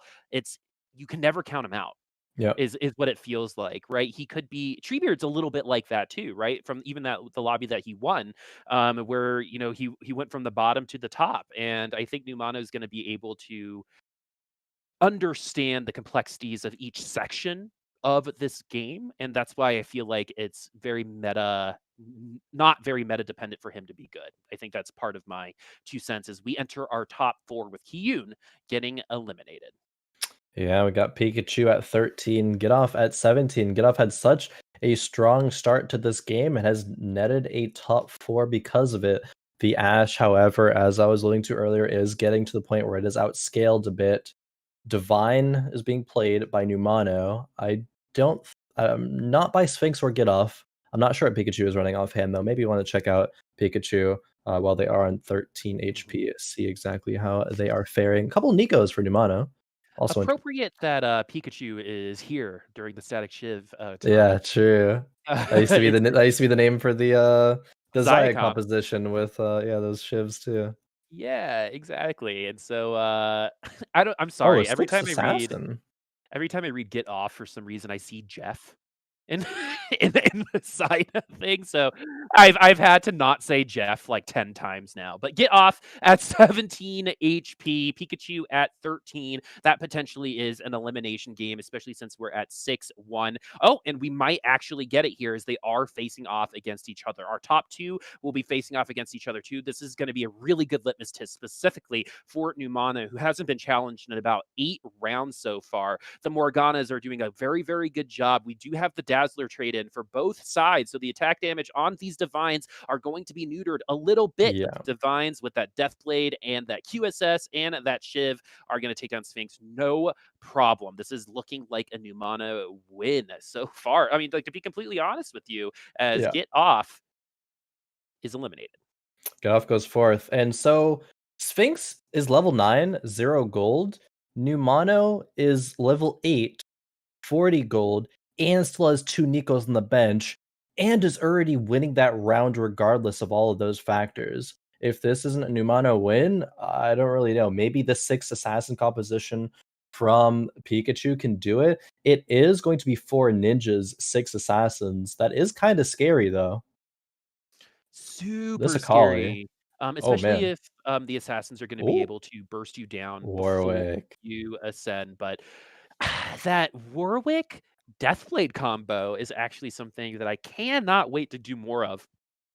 Like, you think about the true damage, right? But then you don't think about, Yep. like, kind of like how it scales up with other stuff, Mhm. right? And Very with true. Deathblade, the last parts of your true damage are going to rip you Yeah. apart. And Mhm. with Shiv, it's stacked damage. QSS means that for 10 seconds, that Warwick will be able to do whatever they want. So Yeah. it's I love this item combination so far. The only thing that I might make different is maybe a second Shiv instead of a Deathblade. But if you're Yeah. kind of second or third choicing right now, Deathblades definitely should be on your list. Yeah, Shiv bounces to other units as well, so even if Warwick doesn't get the primary kill there, which you usually need Warwick to do, is still gonna get to acquire more stacks that Deathblade regardless. We're going to see our top 2 here, Numano versus Sphinx. The game should not end here, but once again, it looks like the Warwick, the Divines are going to be able to take at least this round here. And still Mhm. 50 gold, 2 Nikos on the bench here for Numano. Whew, this is looking tough for Sphinx right now, and I wonder if Yep. Sphinx has done enough to sneak into the top 3. I Ooh, believe he has, but this fight interesting. night has had maybe the most inconsistent results we have ever seen Yeah. outside of Numano, and when you're surrounded by inconsistency, to not be a part of that trend is another thing that I want to compliment them on. Has 2 Nikos, so of course you're already thinking about which unit are you 3-starring, and It's could gonna look like Warwick here just need one soon. more. Yup, is really close. The speed of which this rolling is happening is going to be pretty solid. Oh, actually, I was considering like what ping Numano would be at, and the ping is 87 right now, 90 ping. It's not gonna be too bad. Okay, cool. Um, doesn't find the Warwick though, unfortunately. Did not choose to go level 9, instead wanted that Warwick 3. Um, Sphinx isn't even denying any either. Interesting. Yeah, I don't think this is going to go Sphinx's way. I think he's trying the best he can, Yeah, but the once talent can only do so much. exactly, and once they ascend, it's like the Talon needed to break through, Yeah. way faster, but no one is breaking through Numano. First time in, first place for Numano. Gets better every single lobby, the only one to do just that. Everyone else very inconsistent. We know Numano is the winner. Curious to see if we actually get an interview there. But everyone else I'm actually pretty blind to for second and third. Khroen, take us to the scores. Let's take a look here. Boop Numano, of course, the winner. But the other scores, man, they were so close. And it's going to be Sphinx in second place here. Tiaan and Kiyoon do tie on points, and all of their placements are tied as well. What? Whoa. They each Whoa. have gotten a second, a fourth, a fifth, and a sixth. I don't think I've ever seen this happen before. I don't know what the third tiebreaker is, Boop. I'm not gonna lie. I have no idea what it is. I think we get Or to the even point the fourth where tiebreaker. I think we might get to the point where it's just who did better in that last The lobby. last game? Yeah, I think that Yeah. might be it, because it's amount of wins, and then it's like average placements or something, and then it's like I don't something else, and it's like placement in the last game. This is We'll crazy. we'll get it figured Okay. out who And actually gets that third place our though, but mathematic reputation amongst the TFT community could be better. yeah. We're really good at words. Numbers, though, can be a little bit of a challenge. So we'll definitely get you our third place finisher because the fact that you were able to see that they all got the same placements that quickly, that's nuts. That's insane. Literally does the exact same throughout the entire day. We'll get that confirmation. But first, we have an interview with Numano. This is going to be really, really great. So, do we have you online just yet? Think It not doesn't quite seem yet. like I didn't hear the little on Yeah, gonna have to Discord. wait a little bit for that, however, see Yeah. if we can get that underway. But we might right now, though. That's so funny. Someone in chat, Rissa, help! Oh Yeah. man, Rissa's the greatest. All right, we do have our friend in the chat. How's it going? Congratulations. What? Do we gotcha? Are you there? All right, when なんか聞 you こえん。 oh, 話 did I たち just が何を言ってるのか全く聞こえん。 okay, I think we hear you right now. Congratulations, you won. How do you feel about coming in your first day and absolutely crushing it?